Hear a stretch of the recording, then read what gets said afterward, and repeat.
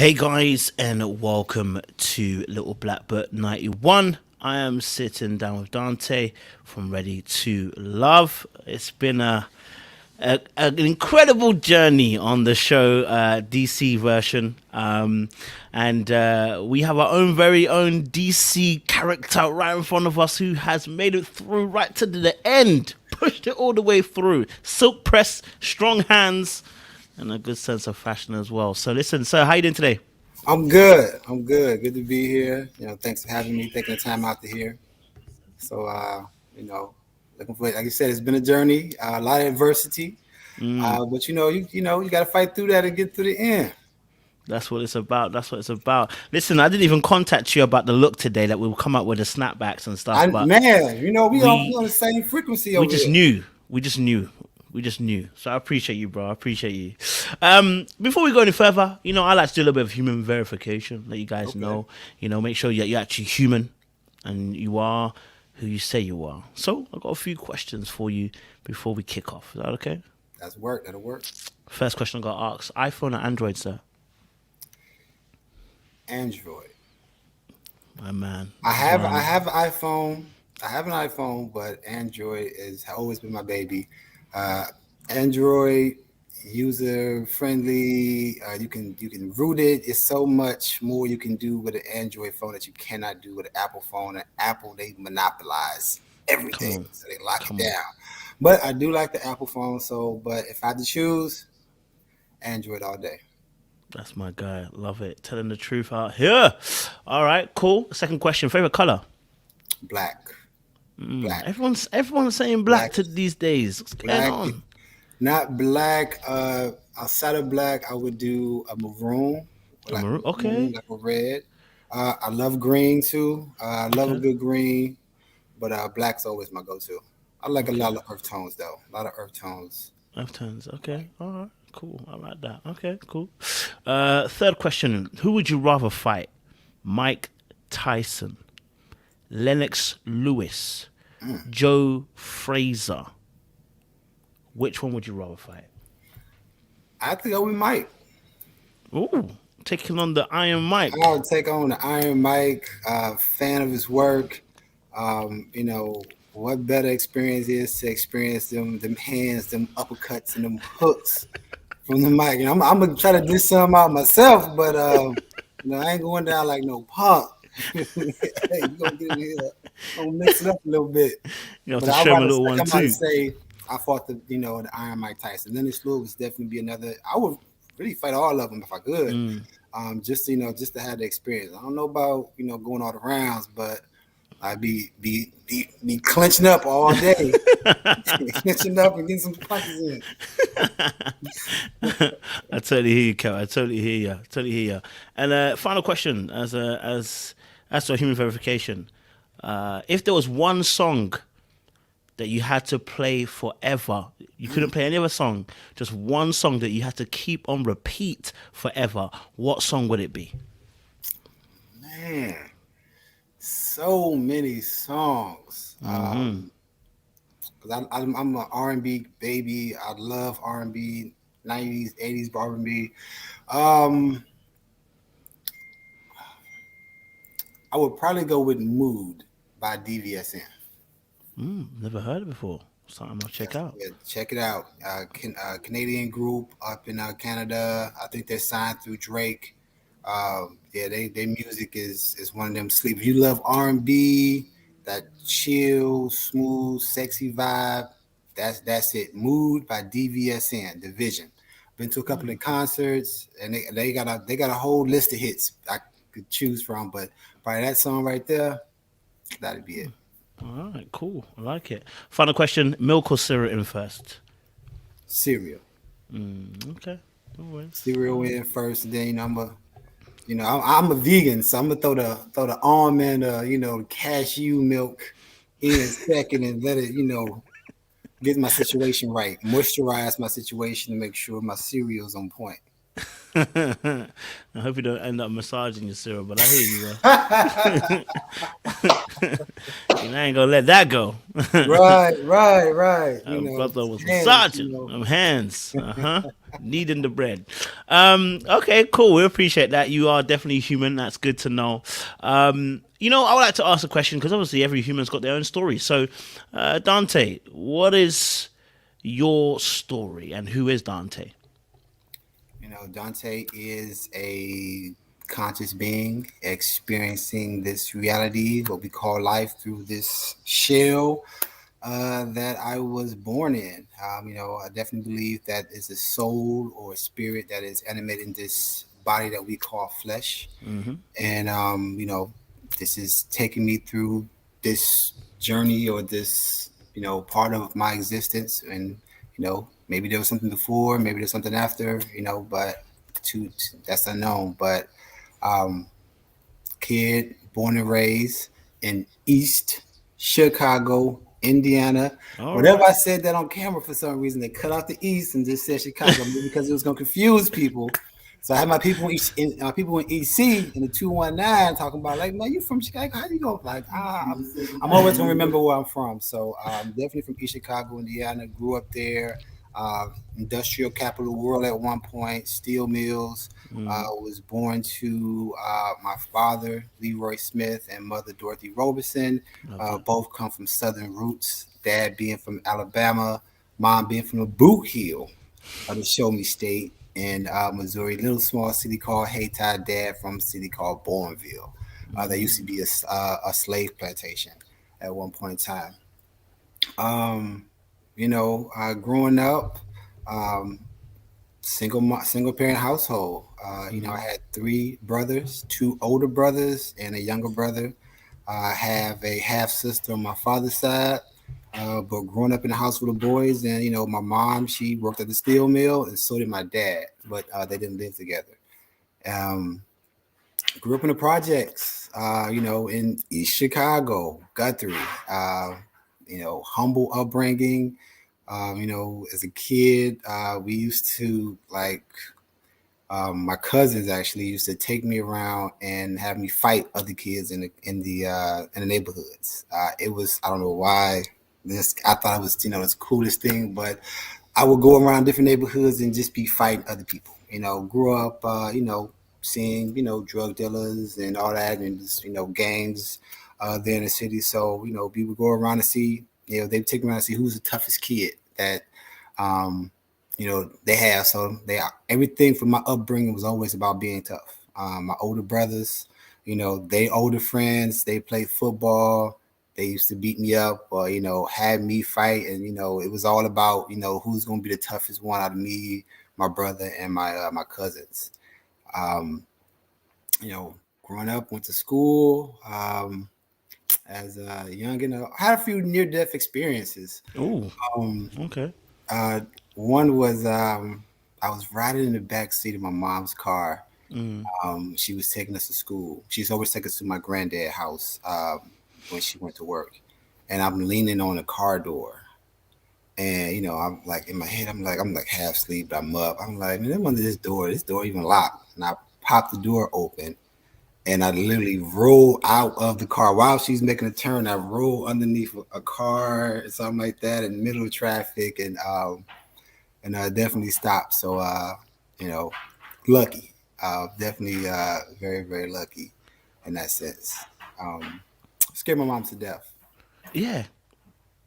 Um, yeah, I got up like it wasn't nothing. Like, what's up, mom? Like, I'm good. Like, Round two. tailpipe, little exhaust downhill, but we good. We going to school, right? You know, uh, Choked on a catfish bone, and I was in kindergarten or preschool. Um, I had to get rushed to the hospital for that. I was real tough growing up. Mm. Got into a fight, got stabbed in the leg. When I think I was probably like maybe like 6, 7 at the time. Yeah, I was always after all those fights I had always a thing for fighting. It was I got stabbed with At 6'7". Yeah, it was. Yeah, it was. My I mom. was thinking you're teen, 6, 7. You out here in them Yeah, streets. man, we was in the streets. Me, my cousins. My brothers. They was 10. My brothers are 10 years older than us. So my mom had us in sets. She had two older brothers that's 10 years, and then me and my younger brother. So we have a 10 year gap. So yeah, it was a little rough upbringing coming up. Luckily, I got into the Boys and Girls Club, and that pretty much got me off the street. I got into sports. My brothers got into sports. They got football scholarships to play in college, University of Wisconsin. He went on to win a Rose Bowl. My other brother went to a junior college up in North Dakota. And I followed suit, got to play in football and got a scholarship to Ball State University.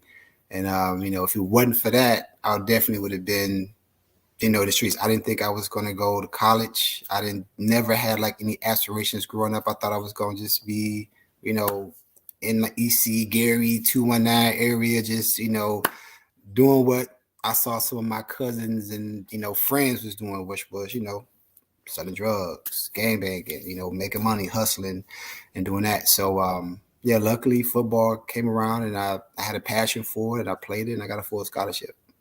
Went to school, loved it. Played football, college life. Man, if anybody out there thinking about college or got kids, go to college. It was like the best experience I ever had. If I can go have college all over again, I definitely would do it. From the friends, I joined a fraternity, member of the Alpha Phi Alpha Fraternity Incorporated, 1906.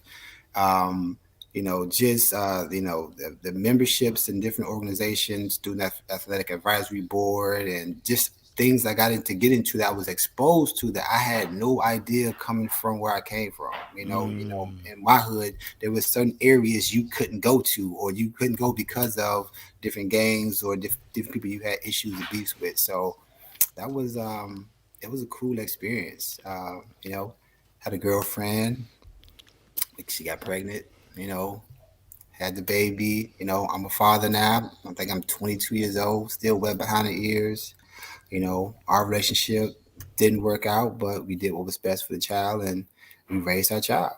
Um, then, fast forward, I graduate to college. I was the first one to graduate from a 4-year college. My brothers, they actually did not end up graduating, but first one in the family to graduate from a 4-year college was a big feat for us, and after college, I met another young lady and we had another child, another relationship. Didn't work out. Hindsight, you always wish that it would, but I'm a firm believer, and from what I've seen in my upbringing, with DV, domestic violence between family, friends, people force themselves to stay in situations that they're not necessarily happy with, and then you see your parents or you see your mom and dad have this toxic relationship that then repeats itself, and that's something that I didn't want to do. I wasn't, and that's something that we agree, like we're not going to force a situation where just because we had a child we're going to force it. If it's not there, if it doesn't happen, and there's a lot of stuff in between that will explain a lot, but just to keep it short for the interview, it just didn't work out and we did what was best for the family. And then the next thing is the third one, third child, I had a boy. So similar situation, it was a cycle, and now I'm like, I have 3 kids, 3 different mothers. Now dating for me is going to be tough. Dating for me is definitely going to be tough. Like, will a woman be able to see past that? Because typically, and especially in the Black community, when a man has, different baby mothers, they usually term it as baby mamas. And with that, people say, oh, well, there's drama. He's toxic. There's something else. It's a reason why, and generally it's always the man left the woman and he made love to it and he took up his sack and Rolling Stone and he marched on out. But no, there was actually intentional and fruitful conversations that was had about the relationship and had about, that this isn't going to work. And one thing that I think I shared another one of my interviews, I'm not the type of dude that's going to entertain drama. Like, we're not going to do that. We're not going to sit here and fuss and argue, and the kid going to see that and see that's how mom and dad do. Like, when they see our interaction, it should be very, professional, very friendly, and that we can get along. So, that's something that, we did. In addition to that, you know, I don't believe in going back. If the relationship is over with and Mm-hmm. we're solely now, we're in the business of raising our child to the best of our ability, despite the circumstances, is not ideal. It's not Yeah. ideal. So I'm not about to go and lay up with you again and again, or come over and play house, and we're not about to do that. Like, that's something I totally do not condone, because I see that, and that I've seen it before, and you can see how that's very confusing for the kids. It's confusing for the mom, and it sets up this mode where everyone's in, where they're assuming. Like, now I'm in the assumption that we're going to get back together because you're in my bed, you're in my space. We're doing things that created life. So definitely, moving here to DC, and being that this is one of the prominent areas for African American, especially women, that's very successful. A lot of women, they want a certain lifestyle. And a lot of women assume off the break that if you have three kids, your mothers, or how are you managing your money? How's your finances going here, going there, going there? Are you going to be able to take me out on a trip, or are we going to do this? So now it's a lifestyle question. So you make it work. I still go on trips. I've been a little bit everywhere, from Amsterdam to Iceland, and you manage your money right, and you make, the best financial decisions for you and your household. So it can work. So definitely would be my, advice to any ladies out there considering a guy who has, multiple, kids and moms, definitely to, look at that, get to know that brother, give him a chance. It may not be the top of the what they consider high value man, but definitely, give that man an opportunity to get to know him, because he might have a lot of wisdom to him. He might have some to him. And just because, his circumstance, because I mean, it's a red flag for people, because, it breeds, you know, non-commitment. It breeds, love them and leave them, but there's always two sides to a coin. There's always, a story behind it, and it could shed some light. So, for me, that was difficult. That was difficult. I went through a little thing with that. Mm. With dating, it's like, man, it was like, it always made you a point to where you almost ashamed of it. Like, man, I'm like, man, but I brought three beautiful children into this world that's going to contribute to everybody that's watching the show, or in some form of way. I could have, or we, as a partnership between me and the baby moms, or mothers, we could have decided to have an abortion. We could, but we didn't. We stepped up to the plate and said, okay, we're going to have this child, even though our circumstances may not be ideal in this time. But who are we to play God and not allow these children to, come into this world? So that was, other conversations that was also had, and you make it work. Because, when I think about it, if I am a baby, or forming a couple cells, or an embryo, I would want an opportunity at life. And, definitely, it could have been, three abortions, and it would never have been three baby daddy Dante, or, Mm. so it could have been a different story, but instead, I'm proud. I'm proud of my situation. I'm proud of the adversity that I've overcome. I'm proud of where I'm at, and it's my story, Mm. and I'm grateful for it. And I still like to, I still can move around and do what I need to do, despite that. So, um, you know, I lived into, I got into the field. So after college, Mm-hmm. go back to that. I tore my MCL ACL, Bro, I hear you, bro. and my meniscus. So that took up my college, at my professional NFL aspiration. So now, How did you tear it? Were you playing the game? man. So I was starting middle linebacker. Yeah. and it was the last play of scrimmage, Bro, it'd be like that. and It'd it be was a like that. draw play. I'm flanked out wide. I'm inside shade of the slot receiver. I see the draw. I go to close in. The receiver tries to block me, but I already got the inside leverage. So then when I plant to make the tackle, 300-pound offensive lineman is thrown right into my Me. outside of my leg, and then my Yeah, bro. knee went inside and snap. Yeah. Next thing you know, I'm on the ground hollering. Trust And me. that was it. So I tore my MCL, ACL, and my meniscus. I came back. That was my freshman year. I came back, Mm. took a year off, of course, rehab, and then I came back and played ball again. Started, but then we was playing Boston College, and I tore more of my meniscus and Yeah, had bro. surgery. And so now I have bone on bone. So Mm. now we like, well, the injury you got, NFL players retire from that. So Yeah. your NFL career ain't looking too good because it's going to be over before you start. So I was like, so they was like, if you want to be able to walk your children down the aisle and you want to be able to play with your Time to kids, quit. you might want to just hang it up. So I still play. I said, well, I'll finish out my college days of balling, but definitely after that, I start to really focus on life. What am I going to do now? Mm. What's Dante going to do the next 5 years? Because when I went to college, I didn't expect to go to college, before. So I went to football. I took me like, I want to say maybe 2 or 3 years before I even decided to get decide what my major was going to be. So I chose criminal justice criminology, and I had a minor in Oh. counseling psychology. I wanted to be a psychologist, but because of football and the demands of the time that I had from training tables, study tables, football games, traveling, practice, film study, I wouldn't have the chance to get those hours. So I went to the Mm. justice route with a minor in it. Graduated. Then I started working at a youth detention center down Wow. in Muncie, Indiana. Worked there.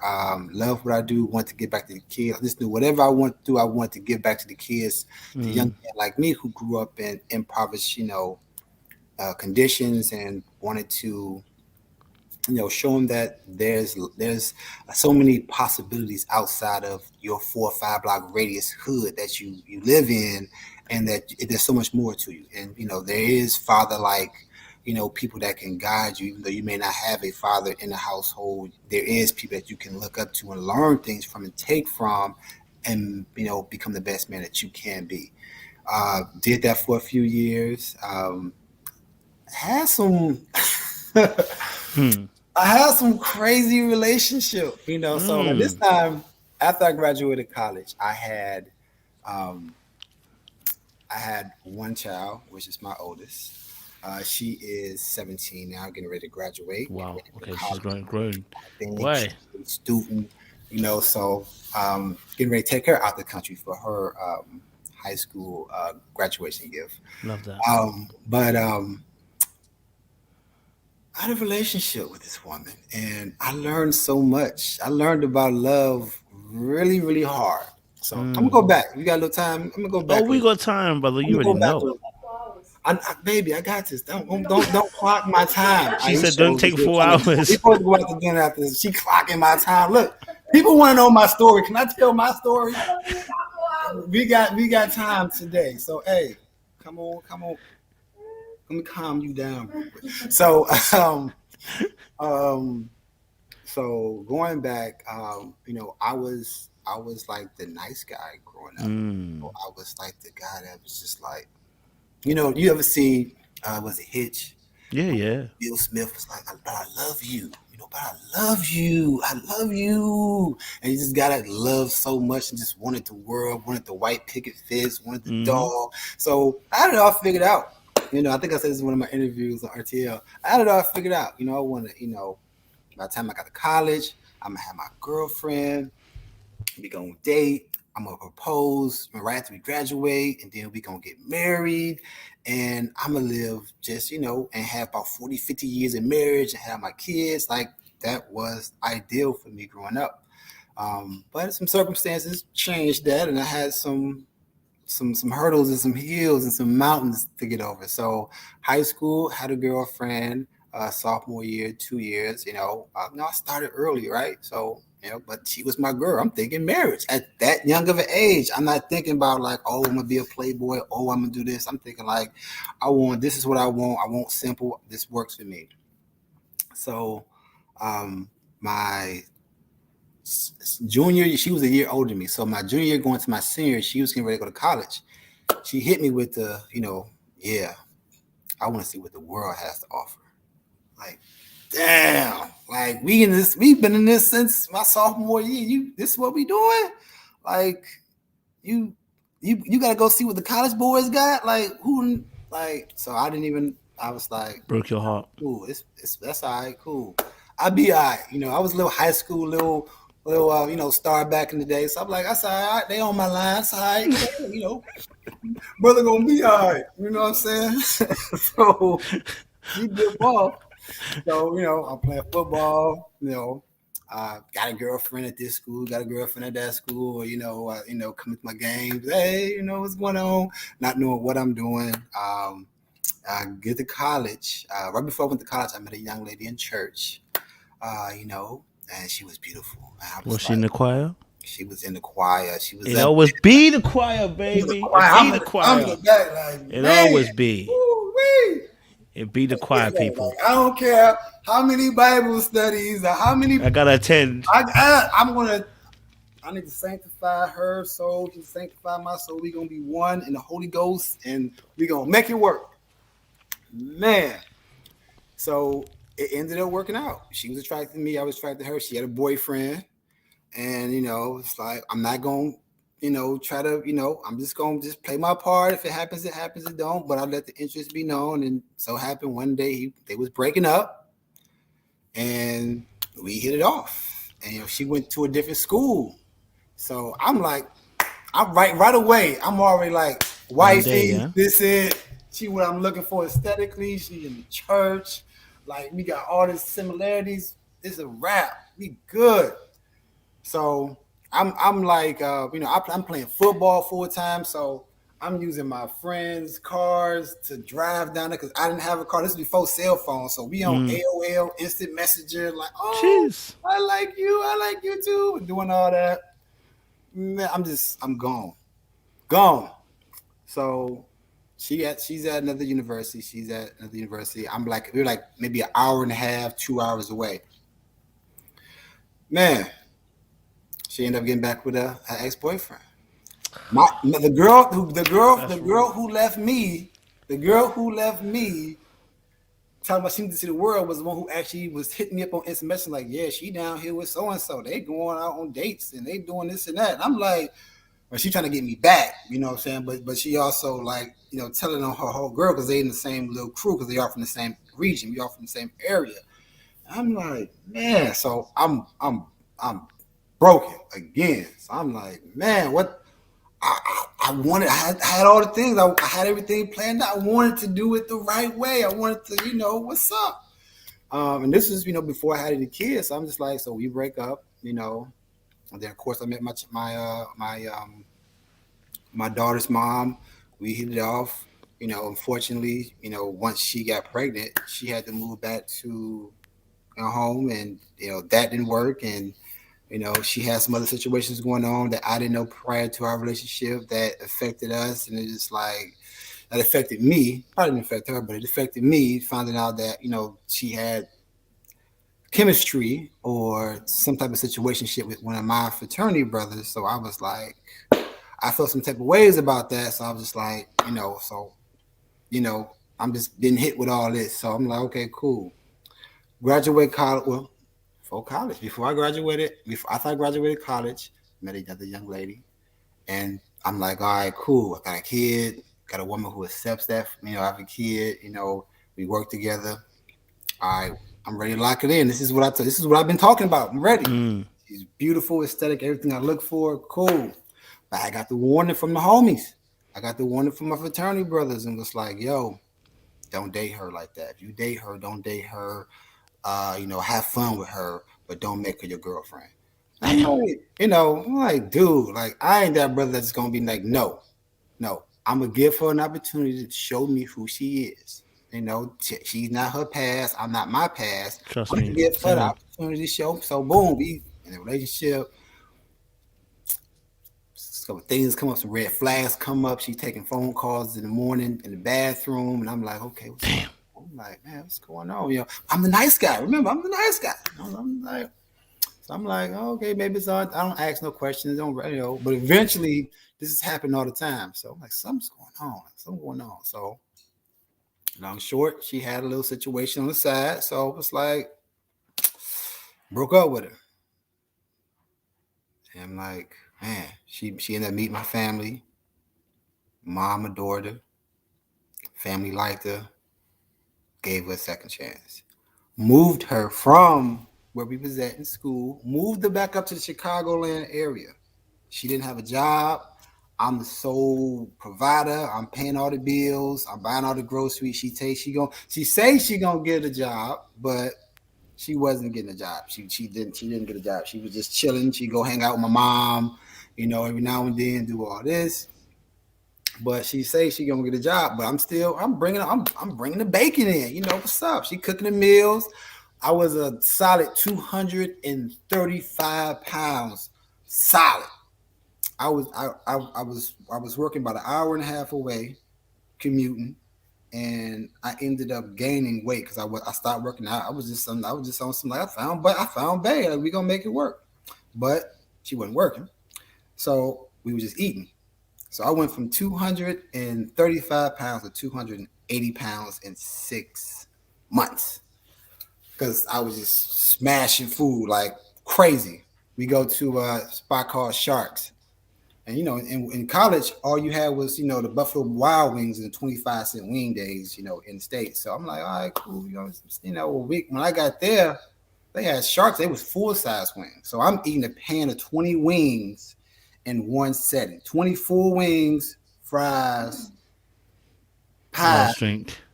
and my Mystic, my strawberry kiwi Mystic. Come on now. Huh? Yeah, Mystics was off the chain. So I'm eating all this, so I gained weight. I'm not looking like the solid little cut up little football player like I was, and I ended up losing my job because I helped move her stuff from down there. I pulled my back, so I missed out on work, and one of my cousin's ex-boyfriend ended up coming over, seeing my girlfriend, and he was intrigued. Islamic brother, he come around, he was intrigued, but at the time I didn't know. So we go into we hanging out. I'm hanging out with them. He has a wife. He has a wife and they have kids. So I'm like, she, all right, yeah, you gotta, she got a friend. So I'm like, okay, we can like double date, and we doing a double date thing. We doing all this. So he had a big house. He was at the time he was he was hustling. He was hustling for his job, and she's over there like, hey, they got a little, she did hair. So I'm like, okay, she's trying to get some work. All right, cool, I bet. Some work. What you need? You need some paint. They said she can use one of her rooms to paint. So I'm like, baby, let me get the paint. I'm over there helping her paint the room. We paint the room together. Like, yeah, you're gonna have your little business over here. That's cool with my boy, and so it's gonna work out. So I'm like, bet. Next thing you know, get a call from my guy, and he's like, yo, we need to talk. I'm coming over there right now. We need to talk right now. Is your girl there? All right, yeah, she gonna be. We coming over there with your house. We need to talk. So now I got a whole panel in the house. I got him, his wife. My mom came over to play referee. Me and my girl, and I don't know what's going on. So I'm just like, all right, what's going on? Yeah, your girl, she foul. Like, wait, what? Like, what you mean? Yeah, she foul. Like what happened? Yeah, really what was going on? You ain't had no idea, but we was grooming your girl to be one of my concubines because I'm Islamic, so I can have as many wives as I want to have. I'm looking at her like, what? Like, yeah, my wife like girls, so she was digging your girl. I like your girl, so we was going, that room we was painting for her salon, she was gonna move into that room. I was like, wait, what? Like, I'm just devastated. I'm like, wait, hold up. Like, are you serious? And she just sitting there with her head down. Listen to it, and then she's kind of going back and forth. Yeah, she got a little mole on her butt too, don't she? Like, what? I'm like, yo, what is going on? So I'm like just devastated at this point. At that point, I packed my stuff up. I'm like, all right, I'm out. These deuces. Well, actually, I kicked her out, and she ended up staying with my mom for a little bit. And I'm like, man, how you gonna harbor this woman after what she did to me? But yeah, that and me, didn't know at the time. So I'm gonna come back to that. So that relationship, that whole situation was just a whole hot mess. So moving forward, now I'm scoring mode. I'm like I'm scoring mode. I'm mad. I don't trust no women. I didn't have these different breakups. So now, I'm a hurt man. I'm saying, just out here like I'm just dating. I'm telling women up I'm not looking for a relationship. So I'm just aimlessly now dating, and it doesn't have no type of end goal because in my experience I tried it and it didn't work out. It was like for some reason. And I think it was maybe because I was a nice guy. So now I'm like on that hitch mode. You know what I'm saying? First I was, oh, I love you. But now I'm like, well, let me sit back and study the dating and how it works. So then I did that. So I was a little broken for some time. And it took for me actually to fast forward to when I moved here.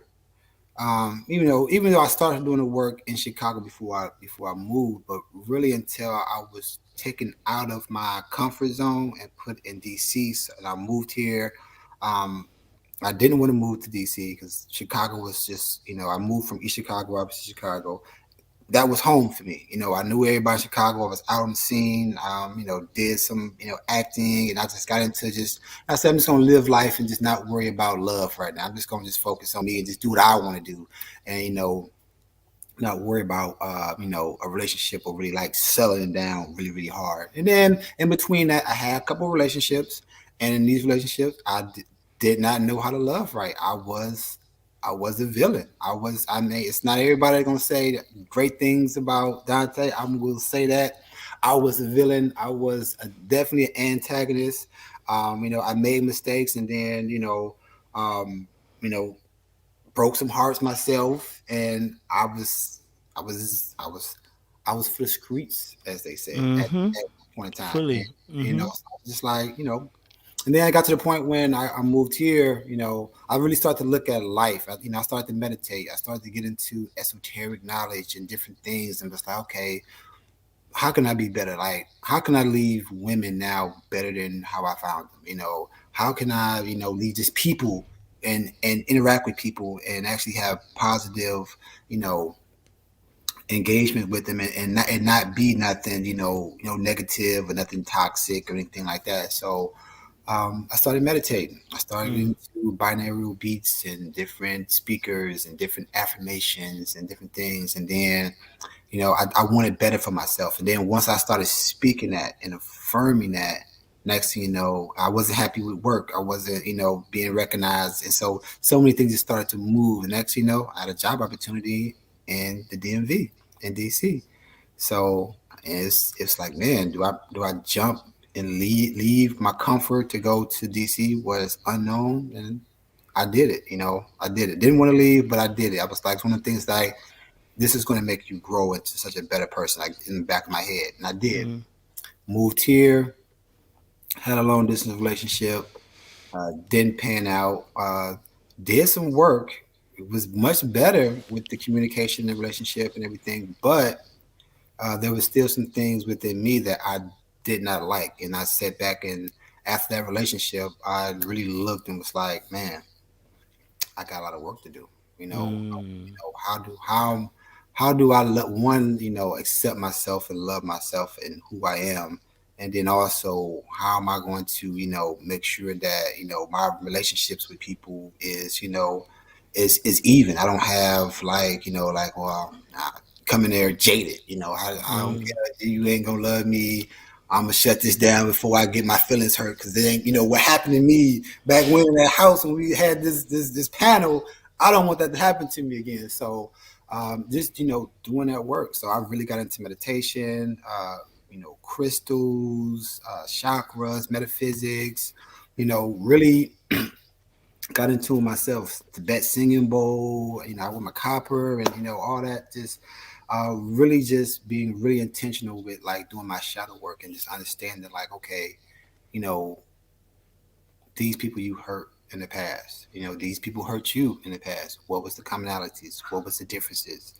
How are you healing from that? What are you Mm. doing to make sure that you don't love in that same space? And what are you doing to also make sure that you're not living out of fear? And for me, that's been the tough thing, living out of fear. Like, if I love this person, they gonna that's the tough thing that people have to overcome, and we don't necessarily realize it. So when I'm dating, you know people, and it's like you can see some of the traumas and some of the cycles and see some toxic behavior. It's like, yeah, it's toxic. And now, instead of being in a place where I'm gonna judge you, you my lady, we dating, I'm gonna try to show you and teach you, like, this is how we do this. That's why, and we'll probably get to it, this is why somebody called me coach on the show. But I'm trying to show you, like, look, in a way, like, without There's a coming better down way. on you, like, hey, you need to look at yourself and just be conscious of how you're acting and how you reacted to the situation, to these people. And then also time, where does that come from? Mm. Where's the root? Where's the stem? So for me, whenever there was a trigger or something that made me either mad or sad or upset, I sat and I meditated on it, write it down, sit and meditate on, like, where does it come from? And I was Yeah. like, okay. And then so now I'm like the calmest dude at work, right? Nobody at work has ever seen me upset. They like, man, you always so cool, calm, and collected, because I've done that work to like focus. I Mm. know myself well enough to where I'm not gonna like jump off and just, you know, react. Yeah. I'm like, nah, that meant, unless you put, yeah, you're punching me or something like that, then we ain't gonna fight. Yeah. But So, you can say what you're gonna say. You're not gonna control me and get me into another space. And then when you see people, you try to be like, yeah, you need to work on that. mm. Focus on what it is. So I became like a coach, so to speak, in a lot of my relationships with people and women, especially in the DMV area. And some of them worked out, some of them didn't, some of them became friends, and but it's definitely been a challenge. Yeah. When moving here, also just being an unknown, moving from Chicago to DC was big in itself, and not knowing nobody here, but I craved that because it forced me to focus on my work and why I moved here. And that's what it was. My passion was work. I came out here as a manager, got promoted up to deputy superintendent, and I love the work that I do. So yeah, man. Love that. Yeah, so yeah, this journey's been been It's been a interesting. big I love journey, it. cuz Huh? it's been a big journey. It's been a big journey. In between that, during that time, I traveled a lot. Mm. Travel. I haven't been to London yet. Want to come? We'll see you. You know, Never been to England. I've been to Paris. Been to Iceland. Been to Amsterdam. Been to a lot of spots. So then that was my thing. Like I said, focus more on me. My mom passed away in 2016. That Sorry was to hear that, bro. devastating for me. And one thing she wanted, me and my family to do was to definitely to tour the world, and and see things and go out and venture, and you know she was the rock and the foundation of the family, Mm. for especially raising four boys, so mainly by herself, and making it work. And so Mm. that's where I get like, you make it work, because my mom, she made it work. So How yeah, was that like growing up maybe not how's it like growing up? Yeah, how's it like growing up in a single parent household? What? Because obviously now you've done the shadow work, you've done the work. You're also now a father as well. Now, Mhm. looking into your past, looking into maybe some of the experiences that you had as a youngster. What was that like growing up in a single parent household? Man, a single parent household. It was actually fun. Didn't have a lot of supervision because my mom was at work. My older brothers Understand. was like, doing their thing. So mom, she got up in the morning, she woke us up. All right, it's time to go to work. She go to work, it's time for y'all to go to school. But and I was younger, we, she struggled, but she didn't make it seem like she struggled. We lived Understand. like we was little young princes and kings. We had a Nintendo. You know what I'm saying? Even though we had the government block cheese, we had the food stamps, we had the powdered milk. I used to make the little syrup sandwiches, the mayonnaise sandwiches. I used to make the sugar milk. Definitely humble beginnings. But once my mom, got with her, finances together, got, work, and, we lived like little kings. I had my older brothers, they was older, so I always wanted to follow them around, and Mm, hang out with my big brothers. So it's like, and actually my photo books a picture of me crying because I can't go outside throwing a tantrum, hang out with them. And he was like, he's always treating me like, yeah, Dante, where we going, only big kids can go. You know what I'm saying? You got to be like this tall before you can go. You only this tall. And I just fall out crying like, I want to go with my big brothers. But it was cool. They played football. They was like all stars. My older brother Royce was parade All American. Went to Wisconsin, won the Rose Bowl, Hall of Fame Bowl. So, you know, I had pressure on me growing up to kind of, go into those same footsteps. But mm, also, they paved the way for me because I had something, I had a goal, I had something, and other people in the neighborhoods didn't let me get into certain things because they're like, nah, bro, you roasting little brother, man. You supposed to go be playing football somewhere. You supposed to be going playing sports. But my mom, she rocked out. She rocked out and she loved us. She mm, loved the four boys. She would give any and everything for us. Once my older brothers went to college, then I became the man of the house. I'm like I'm the man of the house. Work in conjunction with my mom. I learned how to cook for myself and fend for myself at an early age. Mom always made food, made sure food was on the table, but it was always beans and cornbread. I was like, man, like, I know the beans and cornbread, the 15 bean soup, all that pinto bean. I'm like, like, give me eat something else. I want some McDonald's or something. Can I get something? Nah, you gonna eat. You gonna if you hungry, you gonna eat them beans and cornbread that's sitting there on the stove, and they'll be like for a whole week. And she wouldn't buy no more food until we ate all the food. So we get creative with eating our food, putting sugar and mixing our cornbread and beans together. But when I got older, I was like, man, I want to cook for myself. So I learned how to cook at an early age. So you come back, I'm in there making some eggs, something, my little fried bologna, whatever I got. Learn how to bake earlier, cookies and cakes and stuff with her.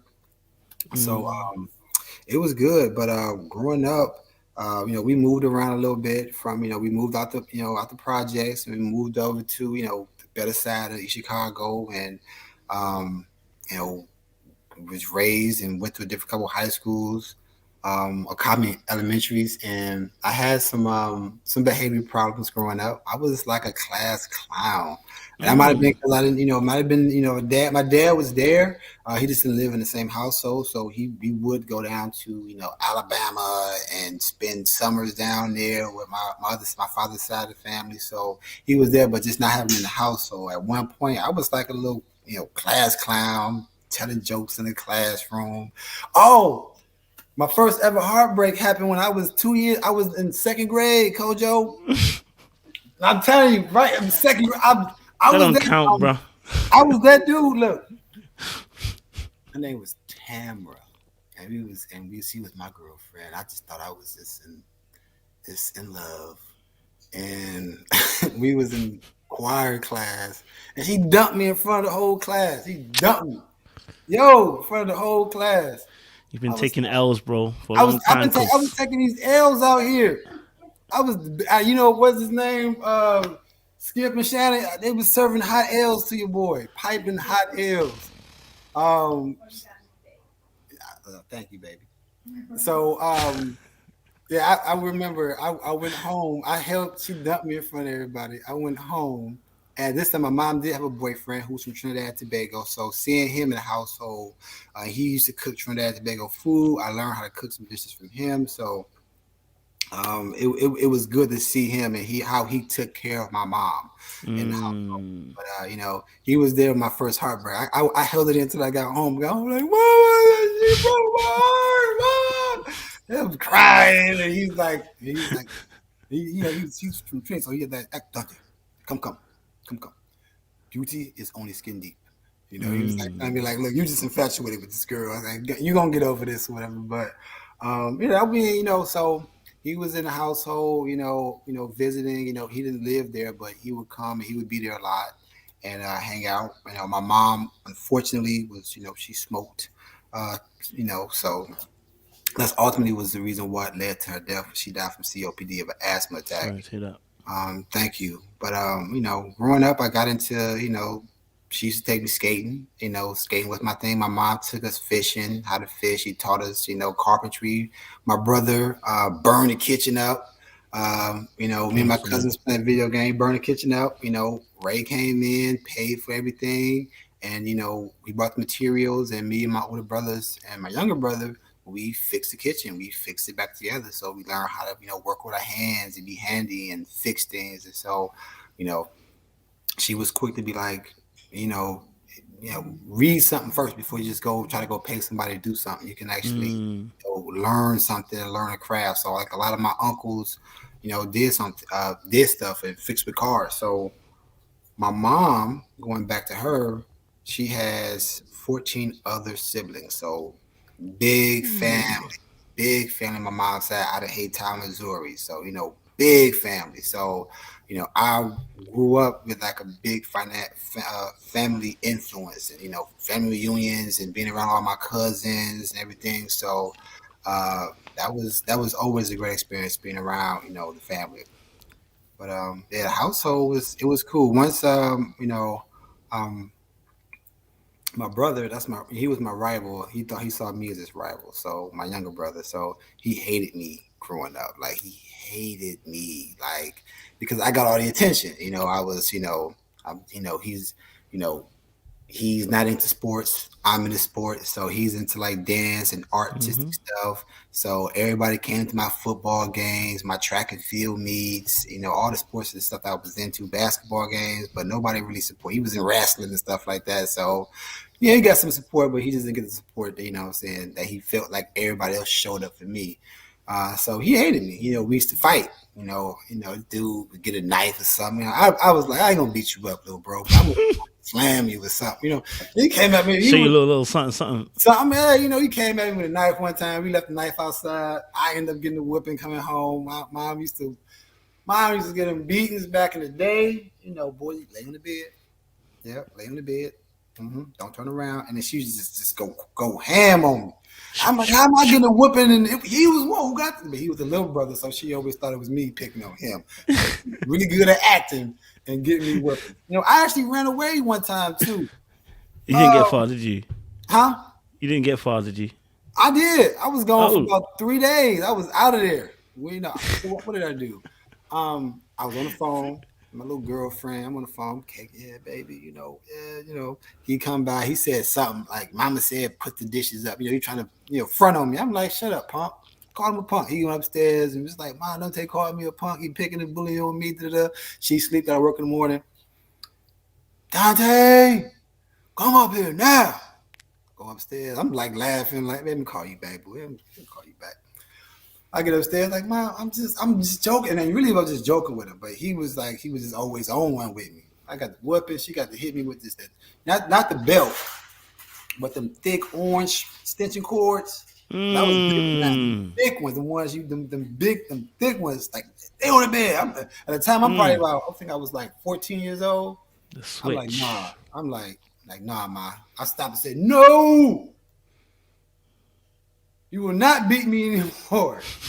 Got up, put my coat on, no shirt, shoes on, no socks, and ran. Ran to my guy's house for a few days. I had a little girlfriend. She brought me some food, some money to buy some stuff. And I was just, hanging out at my guy's house, hiding in the basement. A couple of days, I got caught at the Boys and Girls Club because that was my spot. And then I eventually went back home. But I would say after that, I didn't get another whooping. I was like, "Mom, I'm old enough to not. You can just talk to me, Mom. I'm a good kid." Like, look, Leroy's fooling you right now. He's fooling you. Don't let him fool you. So, Gonna get you um, twisted. yeah, he gave me in trouble. But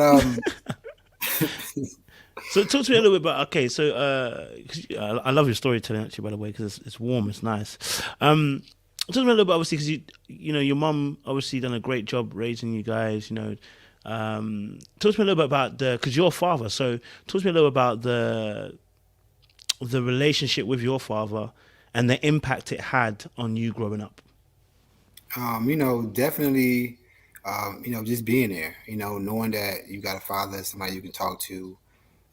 For me, it was really about, ideally, which, still kills me to this day, is, not being able to be in the household while my son or my daughters are growing up. So like that, like, and then even still, like that was the whole point. We're trying to force it. Like, we would try, but it's like, if it's not gelling, it's not working, you know, and then it's gonna eventually rub off on them. So I did appreciate that I saw positive interactions between her and her boyfriend Ray. I always saw him treat her well. I never heard him yell, upset, or having a fight or anything like that. And actually, one day I talked to my mom about it, like, Mom, like, I never hear, you and Ray, y'all never hear y'all argue. She was like, no, baby, because when you with an adult, you sit down and you have a conversation about things that you like, what you don't like. There's no reason to yell or get physical and everything. So she was always really big on that respect dynamic. And so my father, everything interaction I saw between my mom and my dad was always, always cool, always 100. If my dad, wanted to come pick me up or he would stop by the house, even if Ray was there, he'd stop by. And, I always saw that whole dynamic like a village to raise the kid Mm, type of feel. So it's the same thing. So with two of my children's mothers being married, it's just, it's the same thing. Like I have no hate or no J, like, he ain't gonna be me, like none of that. Like, and it's none of that vice versa when I do introduce my one of my children to, someone who I'm seriously dating, then it's like it's none of that, like, toxic behavior. Who you think she is? You ain't gonna introduce, like, they know that I'm only gonna bring people around them that has their best interests at heart, and it's not just just bringing people around just to create some type of toxic environment. So that what it was, and then just being around your dad is and talking to your dad is and so whenever my son he here, I'm talking to him about like man time. When he try to manipulate me, he talking to his little baby boy. Daddy, can I have some McDonald's? I was like, son, don't do that. Look at me now. Talk with your regular voice. Talk with mm, your big man voice, and now you don't have to whine, and when you do it, you might do that with mom, and that might work. But when you talk to me, we gonna have this, that man to man, that talk, So and then also, like part of me, and part of the decision why I decided to be on the show was like, man, I'll be able to go on the show. He'll see me on TV, which would be something cool. But then also how I treat other people, how my interaction is, mm, how I respond to certain things. Now, this is something that's time step that he can watch for forever, and see my dad handled adversity pretty well. My dad handled mm. this, pretty well. My dad was, he Oh, we spoke. know. So, so that's big, a family, just the whole family dynamic, with fatherhood and just seeing that. So I did enjoy that. My dad and would see my dad and Ray, talk in the kitchen, or they would have conversations because they all came from the same steel mill, because it was nothing but steel mills out there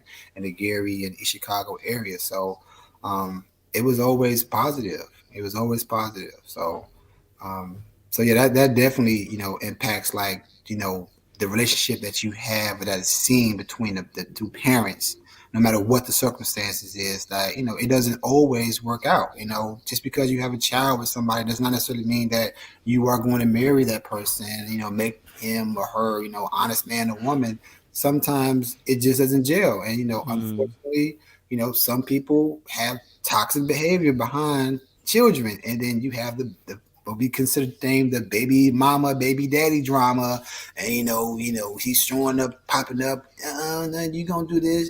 You ain't just my. So we didn't do all that. Like, so I didn't see mm, that, so I wasn't necessarily want to try to you know recreate that, in the dynamics of the relationship, So, definitely, you find out you having a child, it's like, man, I gotta, this is, I gotta, this for life, this for the rest of my life, So I gotta make sure I do what I do. So, especially since the decision is not to abort, and it's the decision is to keep and have life, even though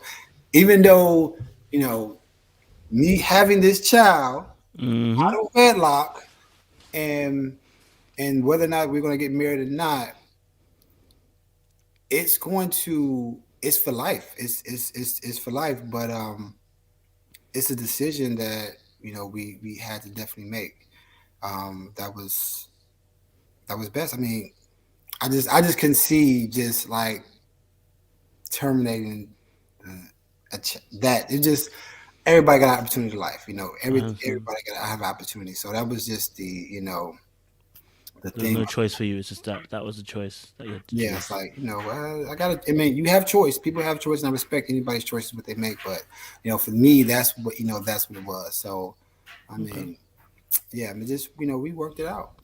Worked it out. So, I do but have to like I'm ask. saying, it's lifestyle though. But Mm, definitely, because most people when they think about that, most people who choose abortion that I've known, that because I've known people who male and female that has abortions, it's primarily because of lifestyle. They either think they cannot provide for the child, or they're not going to have for themselves. And unfortunately, we are selfish at some point, especially if it comes down to like survival method. Now you have another mouth you have to feed, so that's a whole survival thing that you have. So definitely, it impacts lifestyle, but you manage well and you move around. I appreciate that. I guess I do have to ask a question. Mm-hmm. Okay, since because obviously since you've seen a situation where your father wasn't in the home, if you're now looking back at the situation, and because I said I think you probably would have heard it. I said why was Dante on the show? I was like, when we have the women, I think a similar castmate. I think Aisha, not Aisha. Another castmate last season's had a similar situation. I was like, why are they on the show? They had 3 kids. I was like, yo, why are they on the show? Right? I did say that, so I'm not gonna hide that I said that. But I wanted to ask a serious question for you. Looking back now, why do you think that you made those decisions? And not to why do you think you made those decisions where you found yourself in a situation 3 times? You having a child is a blessing from God. Being a father is a blessing from God. Mm-hmm. But why do you think you found yourself in that situation 3 times where someone might say no marriage, but then 3 different women, and then having children with all those 3 women? Looking back, why do you think you found yourself in that situation? I would say, you know, they definitely wanted to have the child. I mean, when we being grown, and we doing what grown people do, and we not using contraceptive, responsibly, and we have a child, and then when it's found out, it's not, and it was in a relationship, so it was just like, and at the time, I'm like, I want to have a relationship, I want, I'm trying to get married, I'm practicing what I should be practicing doing in marriage, but I'm doing it, premarital, and we have to live with the consequences. So I mean, really, to answer that question, it's just like it's just 3 situations, three relationships that I was in that just happened to be, she got pregnant, and we gonna have a kid, So um, as far, but I think I see what your question was though.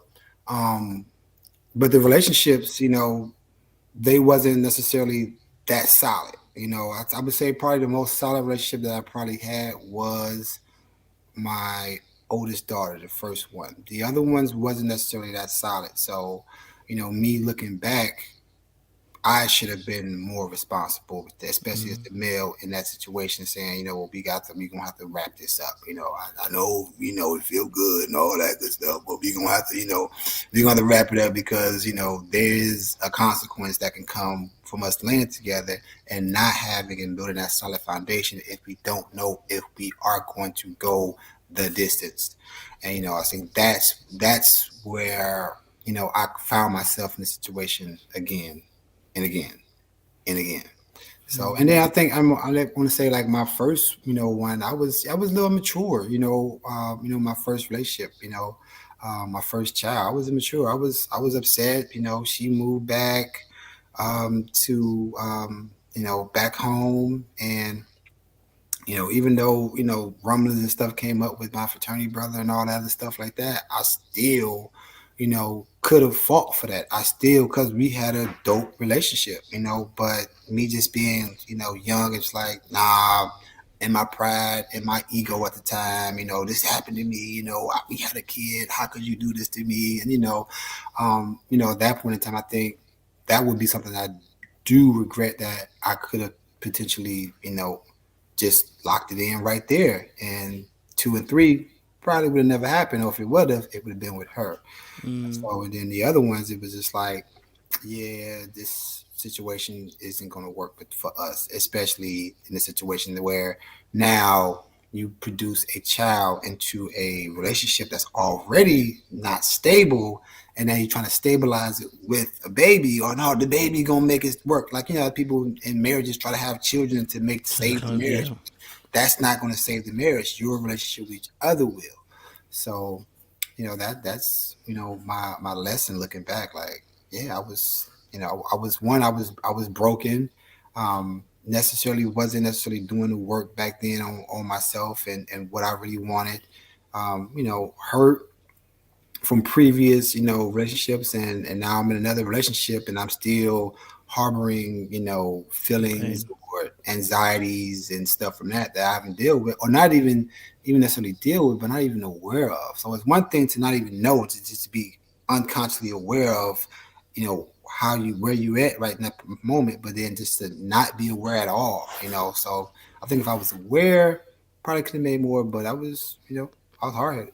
I mean, at the end of the day, it was hard headed. I wanted what I wanted. I was in lust in those situations, and lust produced those child. And then you have to man Be up and responsible. Yeah, be responsible for you know what you produce. I Especially if you respect that. decide that you're gonna have a kid, like if you, because it could have just been, all right, here's what, $500. All right, go to family, Clinic. Yeah, and go to the clinic and take care of that, and then it's not a problem. But you want to give a child, a being, opportunity at this life that we are enjoying, then definitely it's gonna affect your lifestyle. It's gonna affect the way you move, especially if you're a mom. For me, mm, it hasn't necessarily been that bad because I'm male. The kids have to yeah. live with me until they're here. So for me, dating for males in situations is a little bit more easier than it is for the female. And that's one other thing. Watching my mom, my mom couldn't move around like that. She had us, so she had to plan her day. She sent me and my brother to go skating, so her and Ray can go out and move around and do what they need to do, and you have to work around the kids' schedule when those single moms, they out there, they know how it is. They gotta plan around for it. Guys a little more different, and I think parts of that is, depending on the relationship that you have when you're co-parenting, especially if you're not living in the same household, you're not in a relationship. Some women can have, because I got it. It was like envious. Like, you get to move around, you can go out, you can travel, you can go places and not worry about getting the babysitter and do all that. So that definitely can affect some of that dynamic. So that's when you gotta work together as a team. Like, all right, you want to go? You and hubby going so and so? Okay, I'll take Drew, and I take him for this week, and you go out, and y'all go out and have a good time. And that's the whole family and the whole village situation. Mm. Just the last question on this particular section before we go into Ready to Love. Can you pinpoint where that brokenness is coming from then? Because Uh, obviously, as a young man, as you were saying, you were broken. This is why you got to these positions where you were repeating the same. I don't even want to say mistake, but you were repeating the same action at a point in time with women. So, can you pinpoint where that brokenness is coming from? Is that something, or is that something you're still working on? Like, can you pinpoint where that brokenness is coming from? for me, after sitting down and sitting with myself, um, that brokenness was really really afraid to get hurt again. I mean, it was really me not knowing myself and knowing what I wanted and afraid to get hurt. I would put up a wall in a lot of the situations, so I wouldn't feel anything. So this is what happened.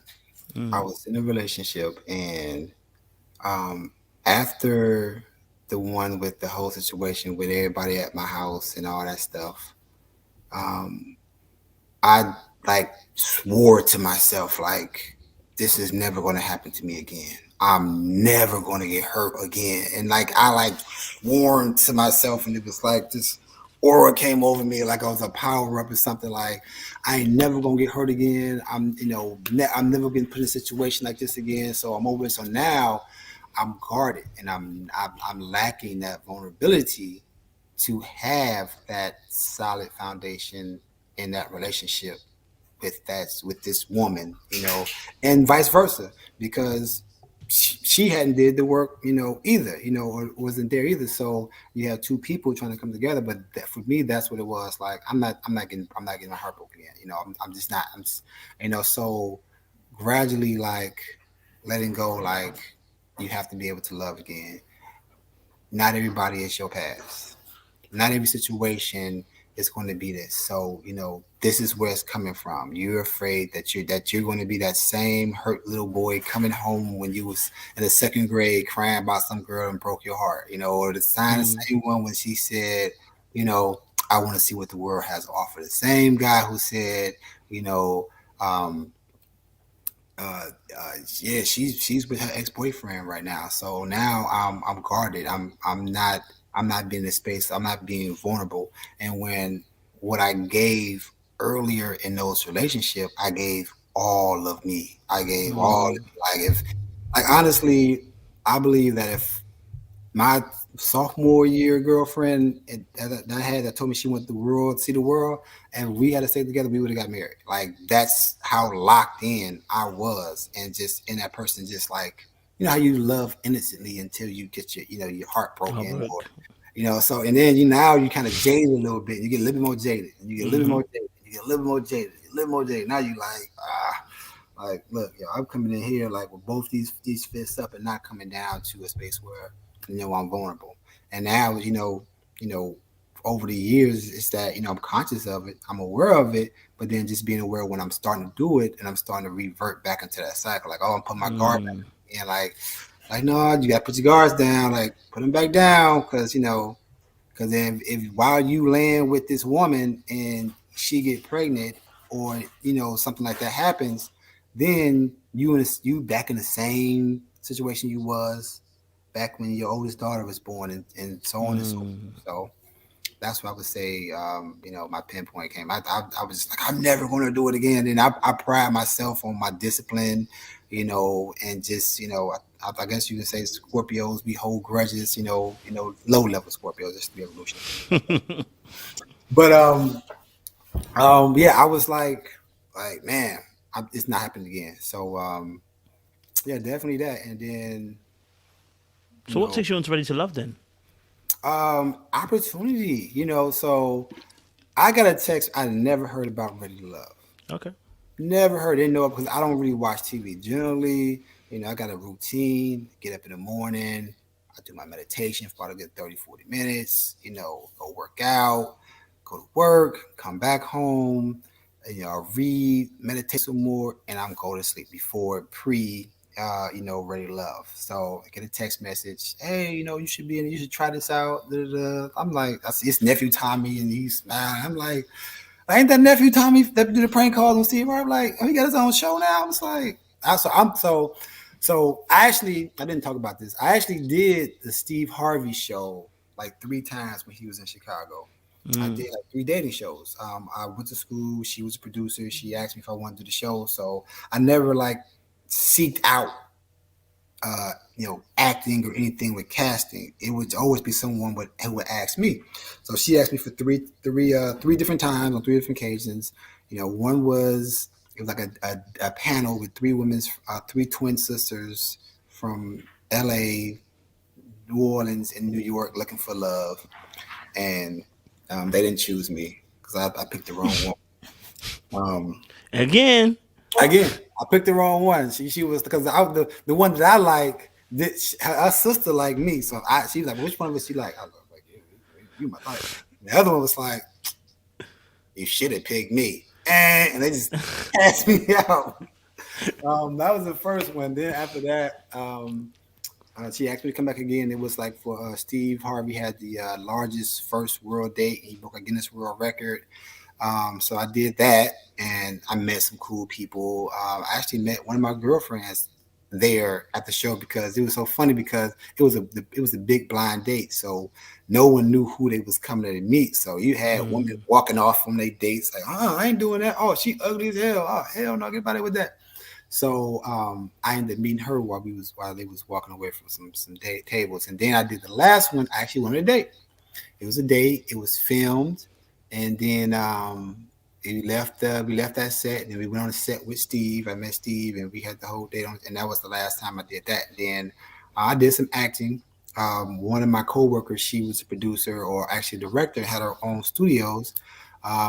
Cassandra Bell, and she asked me to be in some of her movies and stuff and play some small roles. I was in a small movie, and I was on a couple of her stage plays. So I did that. So this person knew I did those things, so they sent me this flyer. So I was like, I'm good. So that's what I thought. But I thought it'd be something similar to that. So I was like, okay, I'm good. So I rubbed it off. I'm busy. I work. Like I ain't gonna be able to make this happen. So next thing about a week or so later, hey, did you try it out? They really looking for a lot of men, because they women is flooding the plane. So I was like, all right, cool. So I just shot my stuff in. I thought like, okay, if I go on this show, I was like, okay, and I was like, what's the premise behind the show?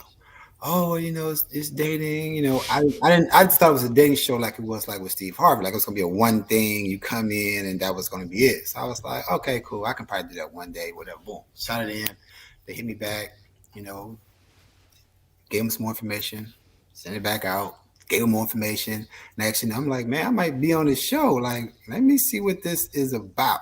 What the premise of the show is. So I looked up the Houston season. I'm like, okay, like, hold on, this is a show. Like you on like this is like episodes and a whole season. I was like, so I was like, okay, cool, all right. So I'm watching the when they meet the singles. So I'm like, okay, so they select some nice ladies. Okay, okay, I can go. I mean, I got a little situation on. I got my kids. So I'm not sure that the dynamic, but it also gives people an opportunity that not every guy who has multiple mothers of their children or different moms is not necessarily a red flag or not a catch, or he might actually have something to say. It might have a story that we overlooking because we're chasing a lifestyle of a guy who's single, no kids, and make X amount of dollars that can provide and afford a lifestyle. But that's not necessarily always the case because sometimes those guys, they know the cream of the crop and they not chasing, they getting chased, so to speak. And that's kind of a dynamic that I've seen while I've been in DC, especially with some of the women I date. A lot of guys here, they make money, they know I ain't got no kids, I got a good job, I ain't got to chase nobody. They don't come to me because in DC, it's the population here is like 9 or 12 to 1. So it's more women here than it is men. So, you can call it settling or, whatever, but, that's just the realization of it is the dating here in DC. So, I'm like, okay, well, let me go here and show these people I got something to say. I'm all right. I can be deemed as a catch too, so, and I was like, okay, I can do the show. I can do it. Like this would be fun. Like I was like, so my first thought, if I go on the show, I don't want to just go home on the first night. But if I do, I'm gonna get some numbers to somebody, and then hopefully meet somebody. But definitely, that and just the opportunity to meet somebody and different the rigorous process that we went through. I was on I think it's the Minnesota test. You had a psychologist watching you take this test for 2 hours. I'm like, okay, they really screening people. These are successful people. I've met some women that, hey, yeah, I have, 3 kids, 3 different moms. Yeah, that's my situation. Oh, that's a lot. So, Mm, yeah, this ain't gonna work. But that's all a right, lot. that's cool. We still can sit down and talk, and I still pay for dinner, and we can have a conversation. And it's no hard feelings because I'm never gonna, force somebody to choose do something that they don't want to do, and that's pretty much based off of. But had she might listen to me, had a conversation with me, might have changed it, but you know, people think about what other people think about that. Girl, he got Mm, how many, girl? Oh no, you better not, girl, because now that's an influence. So their mom and dad, you better not bring no dude here with so and so and so and so. So there's other outside influences that I have encountered doing that. But that's what brought me to the show. It was like, all right, I can meet some of these pretty ladies they bring it out and date mm, and worst case scenario, my son see me on TV. If it doesn't work out or I get cast out because of my situation, or maybe I'll be seen to get some exposure. Maybe somebody offer me opportunity or contract or something. Maybe, but that's real. but I maybe appreciate I'll find, I'll find love, or I'll find somebody I can date, or find somebody who I can, build a friendship. So there's so many different connections. Like I'll be connected to these people for life. I'll make friends. We can talk about it, So, and maybe and none of this work for none of these 10 women. Maybe somebody will see me and be like, I'll take Daddy Dante. Yeah, he can come on. He can come on right on. Hey, get out of my interviews. Get out of my interviews. Yeesh. So maybe somebody out there was like, yeah, he worked for me. That'll work. So, because not everything's for everybody. And I don't expect to be everybody's cup of tea. Even if I did not have 3 kids and it was just me, I'm still not everybody's cup of tea. So it's not always necessarily Agreed. that's holding somebody back from being That's that. But real. that's what brought me to the show.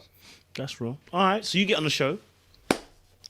Talk to us about your connections, man. Talk to us about your connections because we saw quite a few. You know what I'm saying? We saw quite a few beforehand. You had Zadia, you had even a little bit of Sydney. We saw a little bit as well. We know you obviously had Aisha. But who else were you connecting with, Dante? You know what I mean? All right. So when I saw the show and I saw the premise, it was like you got to connect with everybody. So that's why when you see me on there with nephew Tommy on the first scene of the mansion, I'm like, yeah, Aisha, me, Zadia, you must name the whole all 10. I was like, well, yeah, all these women is nice, so all of them. But at some point in time, I did connect with everybody. So definitely, there's Aisha. Mm-hmm. There was Zadia. Mumen was also a connection that I had. We talked. We had some dates that they didn't even air. I want to say me and Mumen had like you know, 2 or 3 dates that 2 days, at least 2 dates they did not even air. Sabrina at one point was somebody who I was, we had an interesting run in at the pool, at the pool. Um, Interesting. What do you mean but interesting? yeah, it was interesting. I mean, we was cuddled up by the pool side. Ooh. But they Opened didn't. up like a flower or? I mean, yeah, like, a rose. That's like my man. I seen that song, "Kiss from a Rose." Mm, But no, it was Sabrina, bright, beautiful woman, awesome story. Um, you know, then there was the ones who kind of like dated, then it was like it didn't go nowhere. So there was Kamil. She was actually one of my connections initially, like probably by the mixer. We talked. She be texting, we, talked and FaceTime, but, soon I was like, yeah, it's not gonna work for me. mm, And I think she was the same. So we just agreed. Also, Tasia, we had the Chi-Town connection, mm-hmm. and from there we was cool. But with her, I couldn't necessarily read her because it was sometimes we would talk. I got the friend vibe, which is what I got. She'd be like, "Yeah, I'm feeling Corey," and she would call me like, "Yeah, I'm feeling Corey. Corey stepping up," and da da da. And I was like, "Okay, cool," So this was at one point I think when they had they situation. So I was like, okay, so we cool. So I took that as that. I think she said one time she wasn't gonna be chasing nobody's kids around when our conversation. So I was like, okay, that's definitely I'm friend zone. So I was like, I was cool with that. Shiloh was another one of my strong connections early on. and It was. What happened there? What happened there? Talk to us. What? How did that fizzle out? Or um, you if know, it fizzled out? I mean, it did fizzle out. I think Phil, took her from me. Oh, He stole he had that a silk connection. press too. He stole that connection from us. So I think Phil stepped in, me and Phil. 'Cause I think it's funny when I go back and watch that the workout date that we had with her and Kheri. Yes. You can kind of see like he looking, and we both like, yeah, we was both on Shiloh at that point. I Mm. already knew Kheri. Me and Kheri knew each other previously from kickball. Yes, she just say So yes. we Yeah. knew each other from kickball. So we was like more so friend vibes, and then we was like kind of relive that, Was it friend really vibes. friend Like vibes? I was like, Kheri, I see you. Dante, was it really friend vibes? No, from your Yeah, end it was. No, from your end it was friend vibes. But were you getting a different energy from Kerry? I think she was interested. I definitely think Or were Kheri. you interested then? At the time, I mean, I was willing to entertain. Yes, I was willing to entertain it.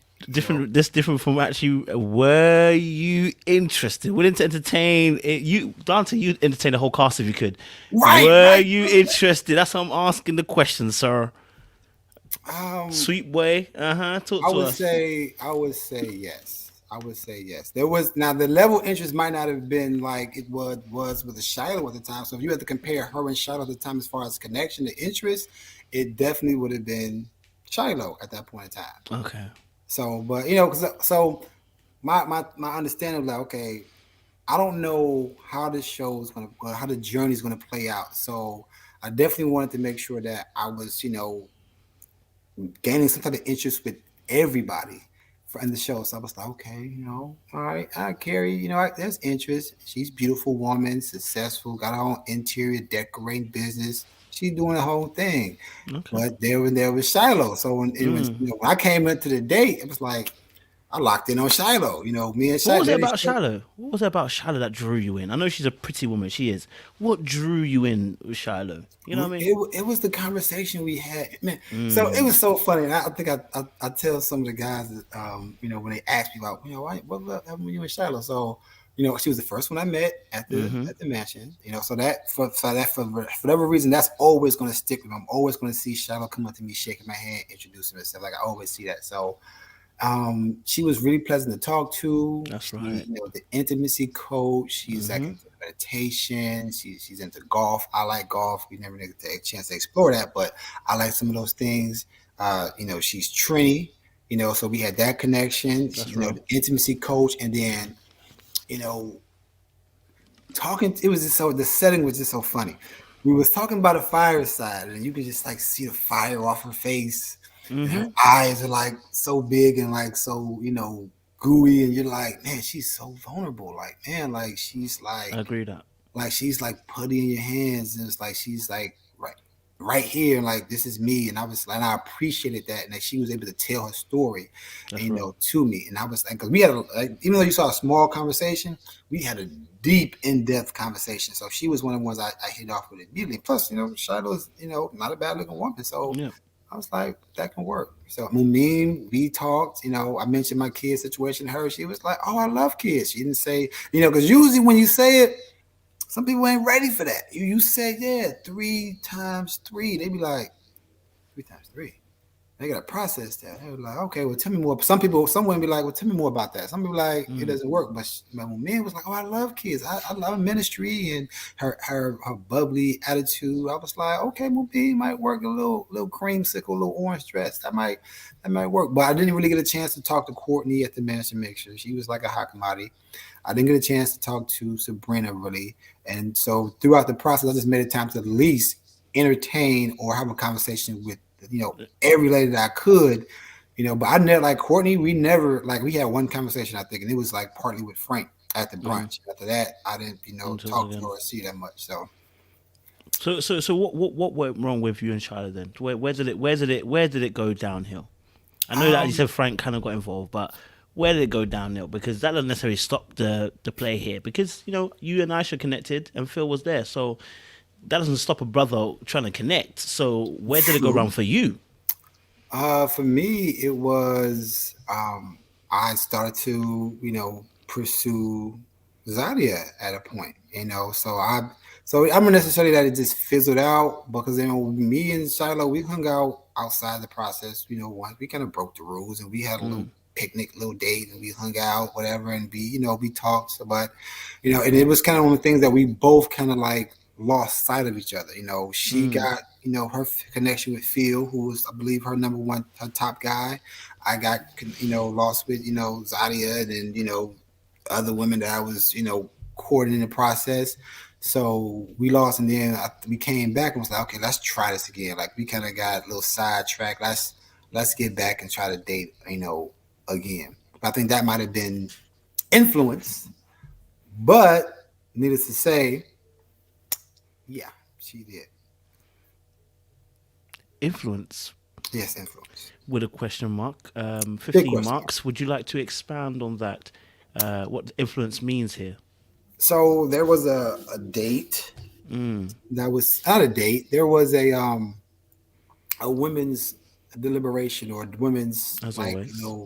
soiree they got together with just the ladies to talk about their connections and stuff. So apparently at this soiree, um, Zadia had a conversation with Shiloh. I was not there.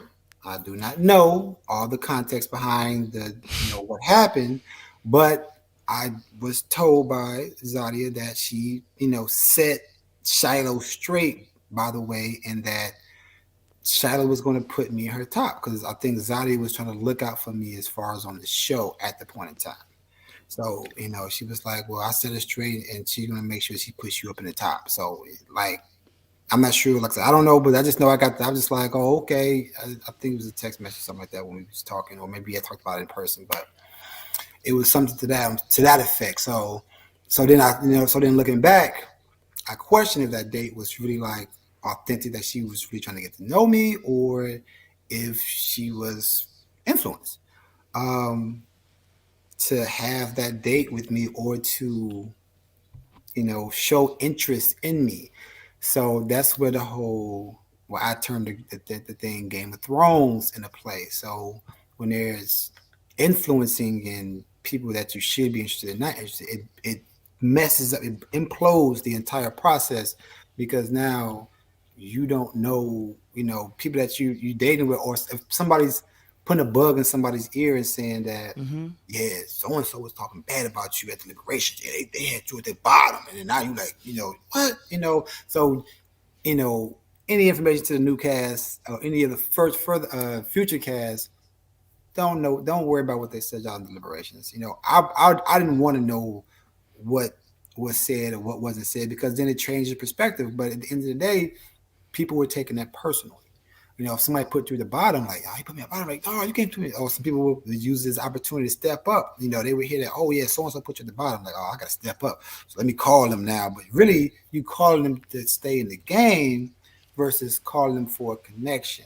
So that's where that influence happened.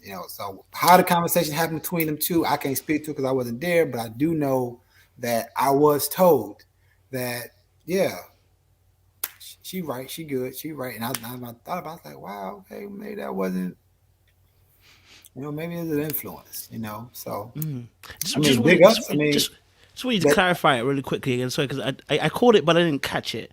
So you're saying Zadia had a conversation with Shiloh. mhm. Shiloh then let Zadia know that, or is just from there I lost it. I heard it, but I lost it. From So there, at this with a ladies' day where all the ladies got together. uh huh. It was no men there. I don't know what happened, what the purpose of it was, but I know that they had it. And Zadia told me that she had a conversation with Shiloh. And in that conversation with Shiloh, something about set her straight. I think they had an issue, or Zadia thought that she had an issue with her, and they was trying to figure out if they was cool or not, or if she liked her or whatever it was, or they had some type of beef towards each other. But I think in this situation, Zadia was trying to clarify to Shiloh that, look, I don't have no issues with you. But in that, I think it was a text, said something that alluded to like, she been set straight and she's gonna put you in her top. In a way, like she Zadia's looking out for me to make sure that I don't go home.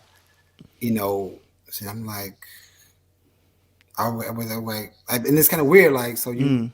you want another woman to put me in her top, but I didn't, I kind of like didn't touch that, didn't scratch that. Just like, okay, all right, I don't like if that's really what's going on, then I don't want to know, but that's going to affect it. But I let them do them. So So Zadia comment about saying she kept you on the show. This is what she really meant.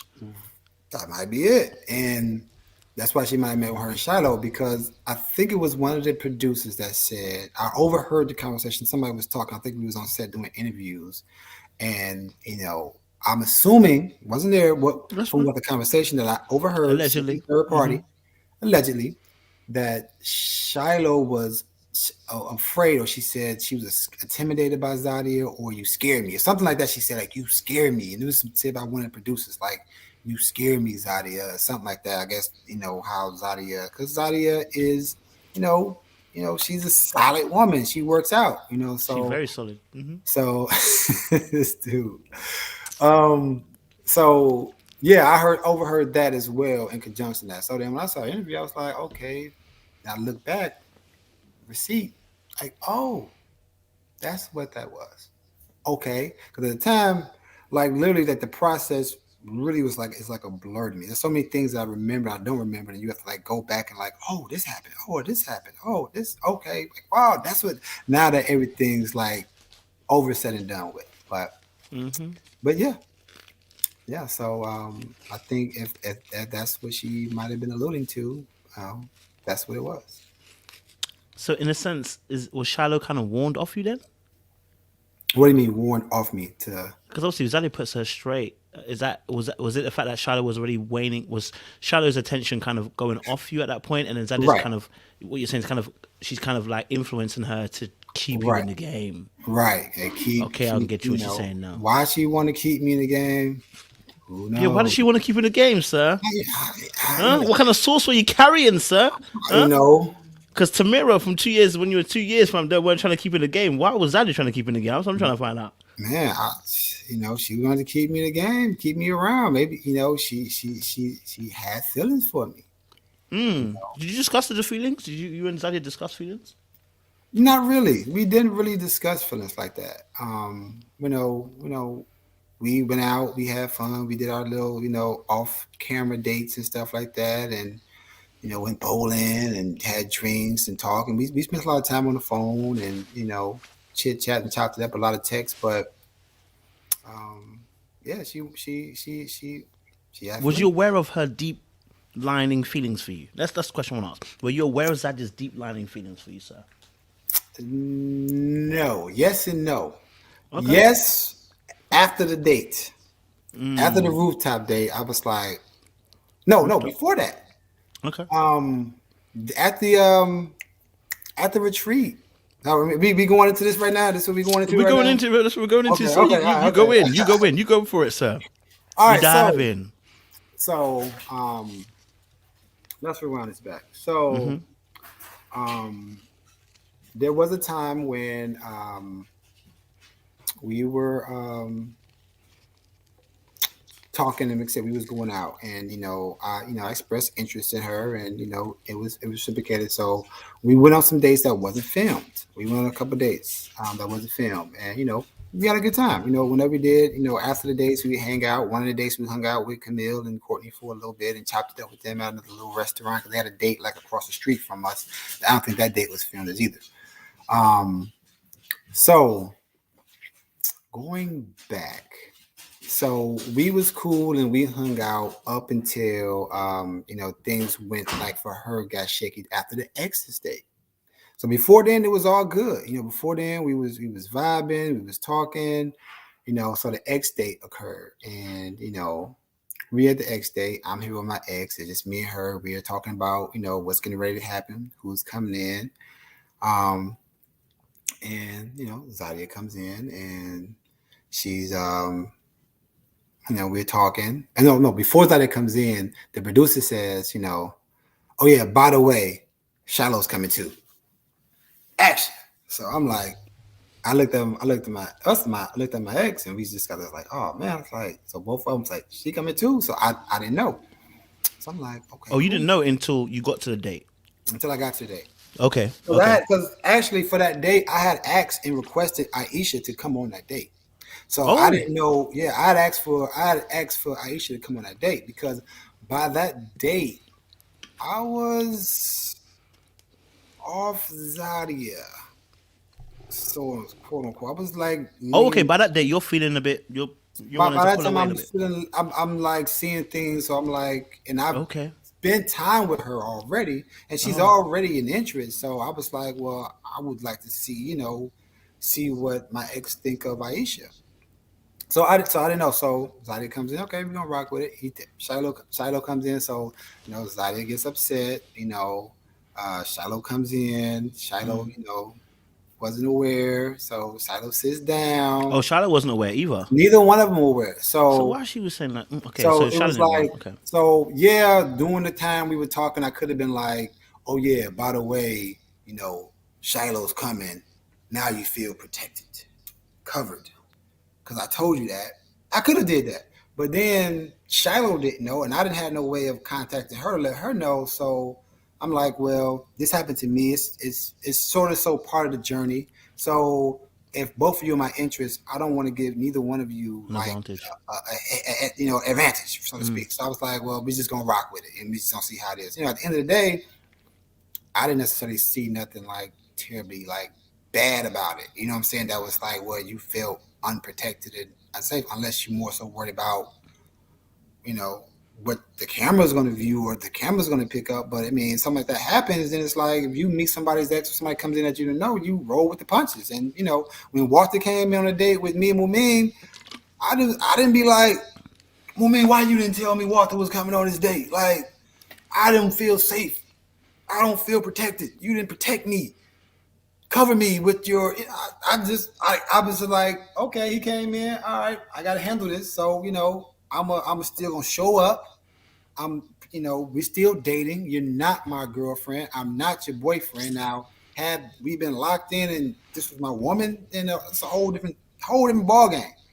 But we're not there yet. So the date happened, and the retreat was going to occur that following Tuesday. So I find it funny that she said, she didn't talk to me, or I in a lot of her interviews that we didn't talk.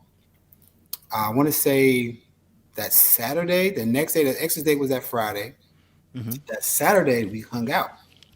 I Okay. think we went bowling that Saturday, which Oh. was Okay. like 3 days before the retreat. We hung out, we went bowling, we had a good time. After that, I think the next day we had deliberations. That Sunday or Monday we had deliberations. One of them days. We had interviews. I think on Sunday. I think we had deliberations on that Monday, and we talked. Matter of fact, that Monday, I wanted to say she asked if she texted me to bring me food. At some point, like where I was at. I think I was somewhere. She was gonna bring me some food, a vegan restaurant. So we like was talking, like there was conversation going on. So I was so like perplexed when she was like, "Yeah, he didn't talk to me for 3 days before the retreat," and then that that Monday.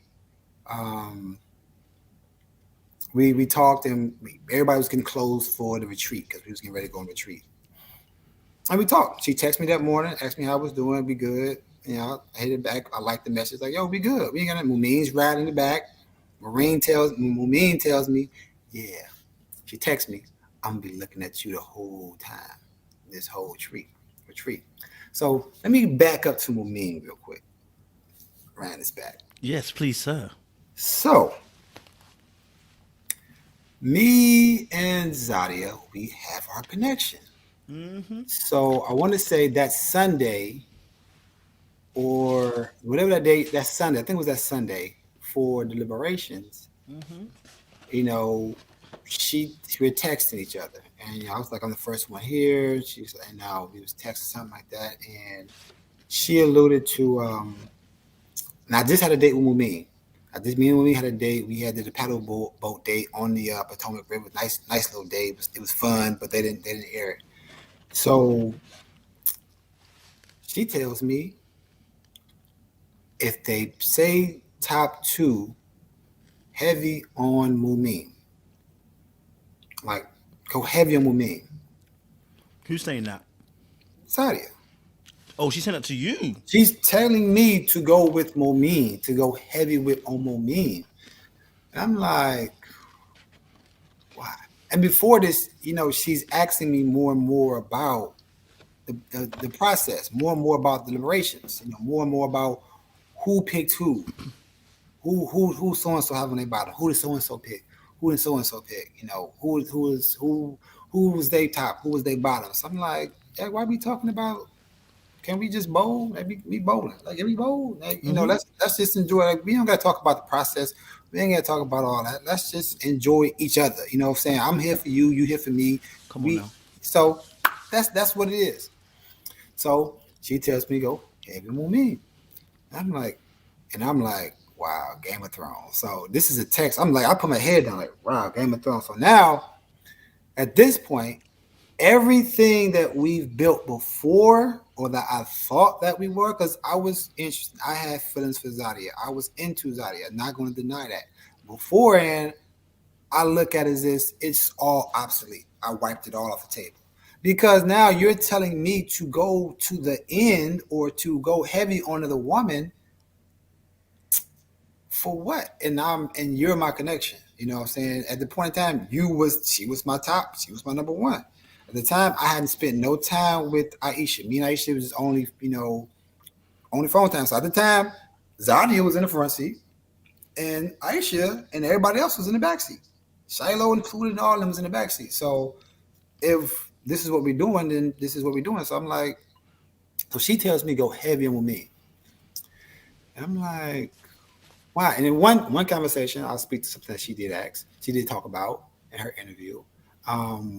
We did have a conversation. She asked me, "Who's in your top? Who you put in your? Who do you vote?" I was like, "Who do you vote?" You know what I'm saying, I mean, who do you vote? Well, I mean, we don't need to talk about it, but since we're talking about it, like, who your top? Who your top? Well, you and Naim. I was like, okay, cool, all right. Well, I'm not gonna force you to make a decision because something that me and her always talked about was not tainting the process and respect my process. It was funny. We had interviews one night. We was outside talking, and he was like, "You gotta respect my process." I think she was just kind of doing a temperature check to see how I felt because Nia was her top. And at the time, I'm like, "Okay, cool. Nia's your top. I respect that. That's part of the journey. That's part of the process. And it ain't for me and nobody else to try to force you to pick somebody or force you or try to, hold you down to make a decision. No, it's your process, and I will respect your process. Cool, set. So we had that idea. So and then we would joke. I know not your top. That's your boo. And we would joke about it. In the way she would say the same thing about me. You and SHiloh, or you better be careful with me on that paddleboard, and they don't have too much fun. But for me, when she put me in my perspective, she told me to go with Mumen. And I was like, Game of Thrones. She texts back, absolutely. And I'm like, oh, okay. So this isn't connections for you. This is Game of Thrones. This is a Game of Thrones. This isn't about a connection. Because now I'm in my feelings a little bit. I'm in my feelings. I'm like, man, so I'm just maybe a pawn piece. I'm a vote, so to speak. And when you look at how the board is being controlled, I'm just a vote for you to get to where you need to get to, or get to the end. So, okay, got it. All right, cool. Hey, Kojo, I've been down this road before. So cool. Now, mentally, we done. So mentally, I'm like, okay, now I'm going to start to remove myself from her. So that was Sunday. Right before the directions, I got that. Monday occurred. Was the day before the retreat. And that's when I think she texted me about something about the mall, and she was getting an outfit, something like that. And then Tuesday and Wednesday was the day of the retreat. And she texted me that morning, asking if we good. I said, yeah, we good. But, at the back of my head, I'm like I'm separating myself. So going into the retreat, I was ready to Go home. So me and Aisha had a connection. So me and her talked about, making sure that we did something. But at the time, I'm like, I'm ready to go home at this point. So I'm looking like, okay,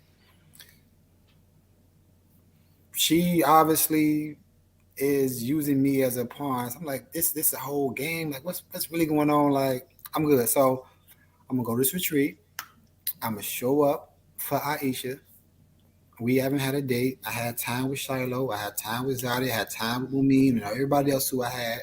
But me and Aisha didn't have a date. So I made it a point to make sure that I took care of Aisha. And then we had a date. And so we cooked together. I brought my massage table, snuck it in the back of the Jeep, you know what I'm saying? Put it back there. And I made that about her.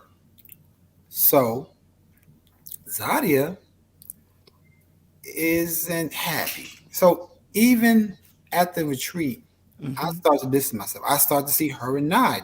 Nye and her is like cuddled up. He's got his hand on like I'm like, oh, that cool. Like now I'm really like, okay, that's a top. I'm just a guy that's just being played, so to speak, to for my purpose until my purpose is gone, or if I ride with Mumin, who is her homegirl, to the end, then it's doing good. But that was allegedly the plan that I was supposed to follow.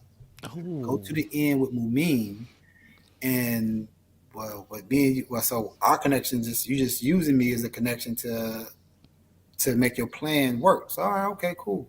so did Mimi know that you guys that she that thing was organizing this for you? I would assume yes. However, I never had a conversation with Mumin directly about Derivative. that. Okay. However, when I talked to Walter about it, Hey. Walter told me that Mumin had told him that me and her had an alliance. So I was like Walter, like she said, what? Like I didn't even have no conversation with her. So I can only assume that that came from a conversation she had with Zadia and possibly Kamil. So that's what that came out of Walter's mouth, and Walter can attest to it. You can ask him, but that's what was said. So I was like, hold up, I didn't know we had like I didn't like yeah, Zadia told me to go heavy with me, but at no point in time I was like, yeah, like after that, you look at the text messages, like my whole energy was like shift. Like I'm like, okay, I'm just a pawn. All right, cool, respect. So at that retreat, yeah, I wasn't putting no more effort into that. To what? What was the role? At this point, what's the reason to put more effort in? So let's talk about the retreat and the actions that occurred. And your question about when did I know that Zadia had feelings for me?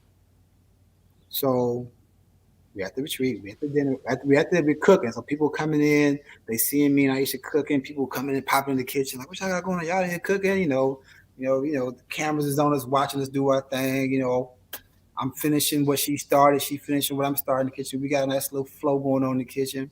People coming in, and out there coming in, like, you gonna come, they come in and ask me questions. You gonna come out so and so, so and so. I think Kamil came in and asked Aisha something about me being up in her room or what we was upstairs doing or something like that. 'Cause when I came in, I didn't know we got there late before everybody else, so they set up, rooms already. Everybody had their rooms, whatever. So that's when they started. Like, I'm trying to find a room, like, because I'm trying to find a room so I can, find somewhere good to sleep. So me, Aisha, and Shiloh was all on one wing of this retreat. So, and it was misled right down to the kitchen area. So we in there cooking. It's time for dinner. She go up. I just get dressed. I think that's when Camille asked her, like, what you and Dante up there doing? Y'all up there? What y'all up there doing? Something about, this came from Aisha, something about y'all up there having sex or something. And then something about Camille said, I'm going to let Cornelius put a baby in me or something. Anyway, you gotta ask Aisha that. Not my story to tell. But um, we at dinner. Everyone saw the argument about what happened. I'm frustrated because me and Aisha cooked the meal, but I'm not even sitting across from it because people don't want to move out of seats. So I'm sitting all the way at the end of the table. I'm all the way at the end of the table, so I'm down there hot, but I'm good because Baden then came through with the mac and cheese, vegan mac and cheese, and the vegan, seitan. Hey, stop. She said period, didn't she? She Hey, said calm down. period. That's my interview. She Um, said period. so all that happens, and they get in an argument. I go to calm it down. You guys see me come back, talk to Zadia. I'm trying to even still in the place, I'm like, look, that ain't how you handle conflict. Like that, like you doing too much. Like, you gotta look at, I don't need you to be no coach. All right, coach. I don't need to be no peacemaker. All right, coach. And I'm like, got it. Cool. So at that point, I'm off. I'm hands off. You ain't gotta show. I didn't see enough. I didn't see enough in my life that I ain't got. So I'm rolling around the mansion. Night goes on. So I go up, put on my little silk joint. You know what I'm saying? My little birds, Come on now. silk Come jammers. on now. Make sure the beard is nice and fluffy. Got Come the on oils on. Like, let me go get this lady real quick. Let me go take care of her. She had a little hot argument. So I'm gonna go ahead and take care and decompress some of that stress she got. So I see her now. She talking to Phil. I'm like, yo, I need to tell the producers, like, I need her. Like, I need that. I don't want to interrupt, but I need that right there, So I go over, pull up. Me and Aisha go upstairs.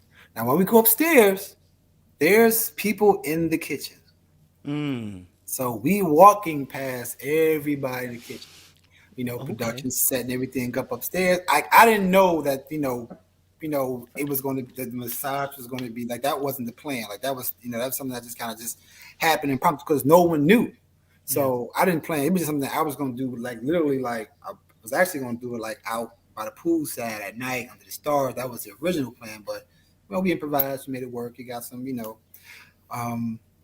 televised and everything. So while we upstairs, we wait for cameras and everything to get set up in the room. You hear someone downstairs yell, "Aisha, you gonna make me some shrimp? You gonna make me some shrimp? This shrimp good. This shrimp good. Come back down here and make me some shrimp, girl." And then Aisha goes down. She's like, "Can you guys be quiet? We're trying to have our scene up here." I don't know. I don't know. I'm not about to say that. I don't know what happened after that, but all I know it was like an exchange back and forth. Now Aisha gets mad because she starts to almost dart back down the stairs. So I run down the stairs and I catch it. Like, no, we're not doing that. Come on back upstairs. Let's have our moment. Do not not give that any energy. I bring it back to the top of the stairs. And so yelling. And then you hear someone saying, oh, you hear Zadia say, "Are y'all about to make a sex tape? Y'all about to go up there and make a sex tape?" So now I'm like, like you either have feelings for me or you salty because I made time and energy for somebody else. I made this retreat about somebody else now and not you. So it wasn't as she said in our date, it wasn't a Dante and Zadia moment. I made an Aisha moment. And I think what hurt her the most, and we'll get more to this, is that she didn't see it coming. And she likes to see things come before they get there. Hence, I want to feel protected. I want to feel covered. And that's where that came from. Go back to SHiloh. She SHiloh is coming in. She wanted the heads up. So, because she wants to have the advantage of the knowing, which I get, but you're not my woman. We're dating. You're dating somebody else. I'm dating somebody else. If, I came in and I gave her a kiss, I think right before Tommy came in one saying, I didn't say, well, you didn't tell me that you and I was kissing or, he was going to kiss you. It's like, no, that's like, brother, do your thing. Like, that's part of the journey. If that's what it is, and that's what it is. So we did that. So I give Aisha the massage, rub it down, rub it down, rub it down, rub it Strong down, hands. rub it down. Rub it down. She said she wanted the booty rub, so we got Maximus. You said you wanted the booty rub. You did. Gluteus maximus. You said I all in there. So anyway, stop. So finish rub, she falls asleep. I carry her to her room. She goes to sleep. She doesn't want to come back out. So originally we had all playing like a pajama party, so everybody had like their pajamas. So that was the reason why I had my little silk Your joint on. silk That was press on. the first one Okay. that came on. Had it on. So we ended up. I ended up saying, I said I'm gonna go back out and hang out with everybody and see what everybody else is doing. By this time, camera production, everybody's gone. So I walk out. I see Phil and SHiloh. SHiloh, they having a tough conversation.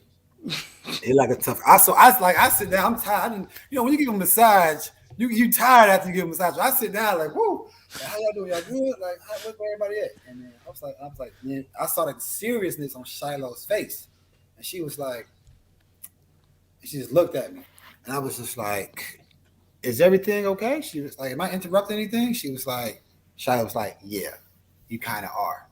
And I was like, oh shit, my bad, Phil. I got up and I left. I go out to the jacuzzi where I see Zadia giving Naim a massage, and I see Frank getting a massage from Mumen in the pool, which I think she alluded to this. She set up with the chips and dips that he prepared for. And um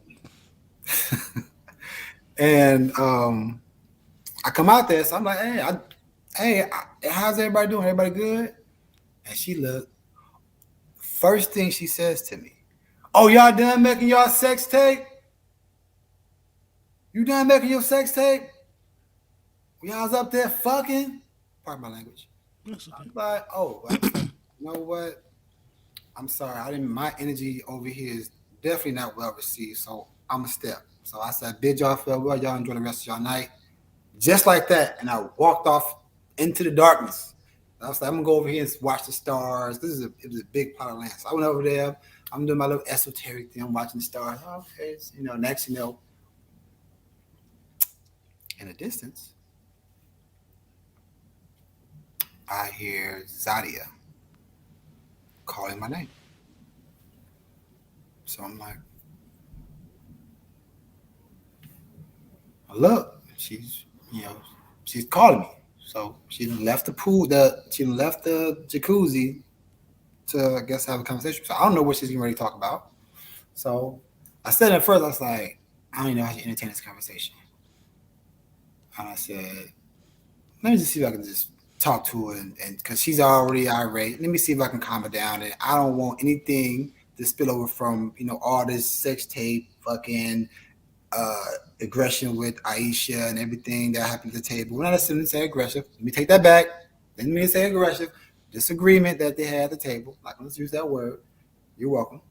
So, I mean, I call it um, aggressive, but you can say what you want. so she comes out. I put my phone up. She sees where I'm at. She comes out there. She's talking to me. And she's like, and she's upset, and you can tell she's in her feelings now. She's like, well, I didn't know you was gonna do this. You had a massage with Aisha. I was like, man, what you doing? Like, why are you acting like this? Like, yo, you like who is this person? Like, who are you? Like, I'm just mad because you having a moment with her. I was like, but I'm not tripping when you having your moments with Nah. I mean, that's part of the process. Like, you're gonna have your moments with other people. I'm gonna have my moments with other people. So, and you just gotta be okay with seeing that.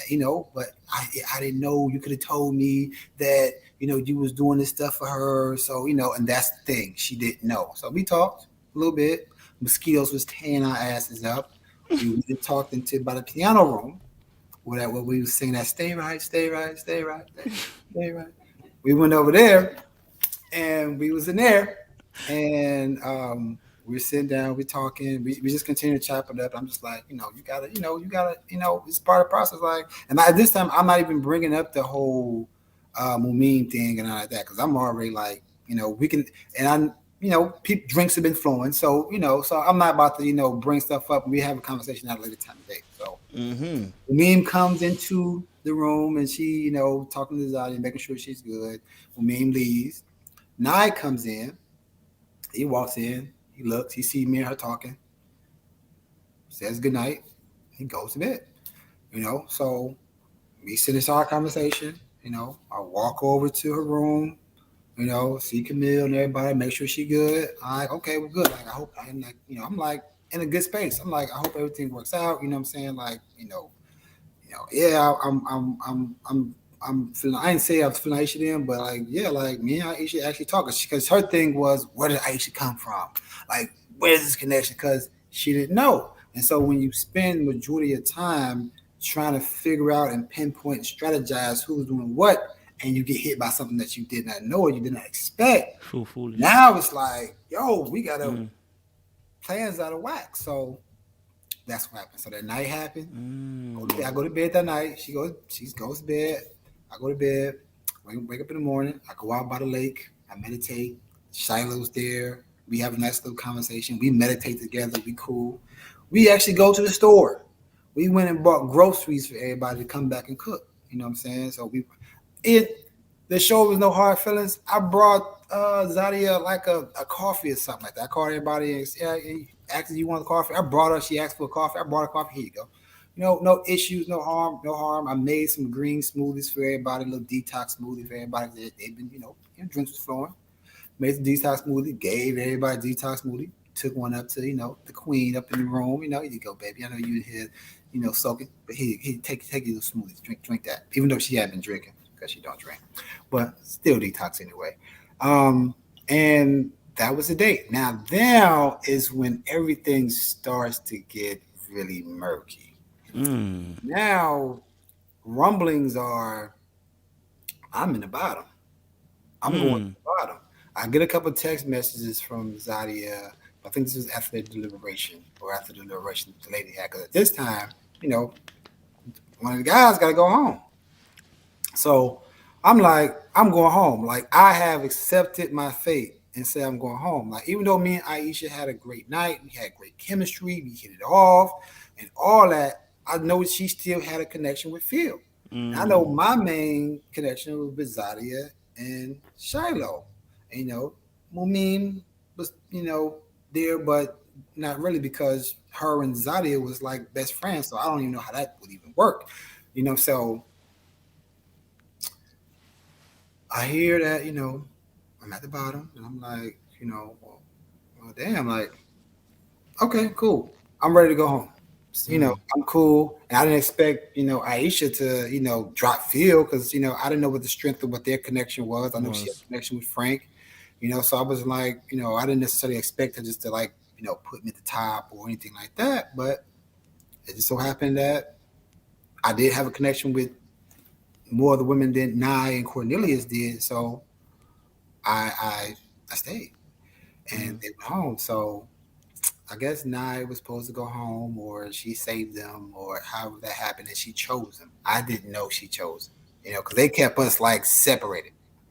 So, but she was texting me like, "We need to talk," all bold capital letter. We need to talk. I'm like, "Well, I can't talk. They got me in here. Y'all over there, so we can't talk." But she wanted to talk in person.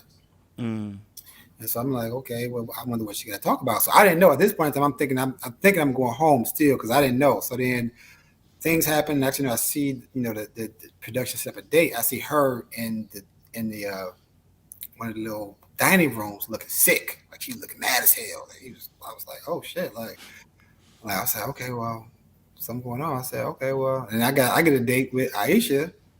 I know who it was, but it was like, hey, get ready, you got a date. And I was like, okay, cool, all right, boom. I go out to my date. I'm like, oh, this is it. This is me going home. So I'm still thinking I'm going home. So I'm like, okay, because they did a wonderful job at keeping us on our toes. So I didn't know what was going on. So anyway, me and Aisha, I was like, oh, I'm like, okay, like, hey, okay, well, yeah, I'm feeling you. Like this could work. So we talked about, moving forward with you know, our connection. So we did that. So now I'm still here. I'm like, man, I'm here. At this point, clearly, Aisha is all I want at this point. This is who I'm at. This is who I'm with, right? So Zadia was like, yeah, I'm not gonna exit out. I still try to have another conversation with her. I'll still try to have another conversation with her. Because I still not too sure. And even though me and Aisha talked about strengthening our connection and move forward, and now the tide is totally turned. Left field has become right field because now Aisha's is was I'm like, okay, if anybody Aisha is it. Mm. That's what I've seen with Zadia, but maybe Zadia can, clarify what Mumen heavy was or why or this or or was you just you really feeling me and you really feeling Nine? You want to take us both to the end and That's what it you know, sounded like. decide or or maybe she was maybe she had a big heart she couldn't decide between me or him so maybe it's a justification for it. So we're leaving the retreat, packing my bags. I'm packing Mumin still riding with me, so I'm packing all the ladies' bags into the truck. You know, um, I did see with my eyes what looked and appeared as if it was an argument between Shiloh, Mumin, and Zadia. Like, how can you do that? And it was loud, a little combative, but from what I saw, Zadia was the aggressor in the conversation. Like she was like giving the orders, so to speak, on how things were supposed to happen. Then, while I'm in the car with Aisha and Mumin, she comes to the door and she puts her hand over the door like this, like, so we gonna talk? So you gonna talk to me? You gonna talk to me? I'm like, and I look at her like, look, we can talk. You ain't in the space right now to talk right now. So we can talk later, another time when things have died down a little bit, but you're not in space to talk right now. And plus we getting ready to go. And plus I got Aisha right in the front seat. So Aisha looking like they already got tips. So I'm like, I don't need nothing like to blow up because if Aisha probably say something, then it's gonna be another argument or something like that. But I kind of look at Aisha like, don't say nothing. Like just don't say nothing. And she didn't. And then she eventually got out the Jeep and she went and sat on the trunk of the car. She just sat there. She crossed her feet. She just like she was mad. Like from what I saw, she was visibly mad. I pull off and we leave and we go back. She did try to contact me a few times that night. I didn't answer. So this is when she said 3 days. I think this is what she meant with I didn't answer. So it was probably like 2 something at night. I didn't answer. I'm home. I'm about to go to sleep. I missed 2 days of work. Let me catch back up to work. So the next day, which was the next day after the retreat, the very next day, we had a date. No 3 days went past, no 72 hours. It's the next day Huh? to get back. It was that Thursday. We had that rooftop date with her was that Thursday. The last day of the retreat was that Wednesday. We had a date that Thursday. So we just talked. I just saw you yesterday. So that Thursday morning, she's texting me and she's calling me. I'm in meetings. I'm catching up. I'm on Zooms. I got all this stuff going on at work. So I'm like, yo, I'll text you back later. We'll talk later, but we need to talk. I was like, okay, well, we'll talk later. And then she texts me telling me, Dante, we meeting at 6 o'clock. She tells me that we meeting at 6 o'clock. So I'm like, okay, so you know something I don't know. Okay, cool. I had a chance to check my emails and find out, when my next date is and everything. So I'm like, okay, well then we'll talk then. And then she's like, well, she sent me a text and it's like, what she say? I don't know what's up. And this is the part where she wants to feel protected. She wants to know what happened. She wants to know what I'm going to say. She wants to pregame for the thing. But at the time, I'm like, I ain't giving you that. I'm not giving you that.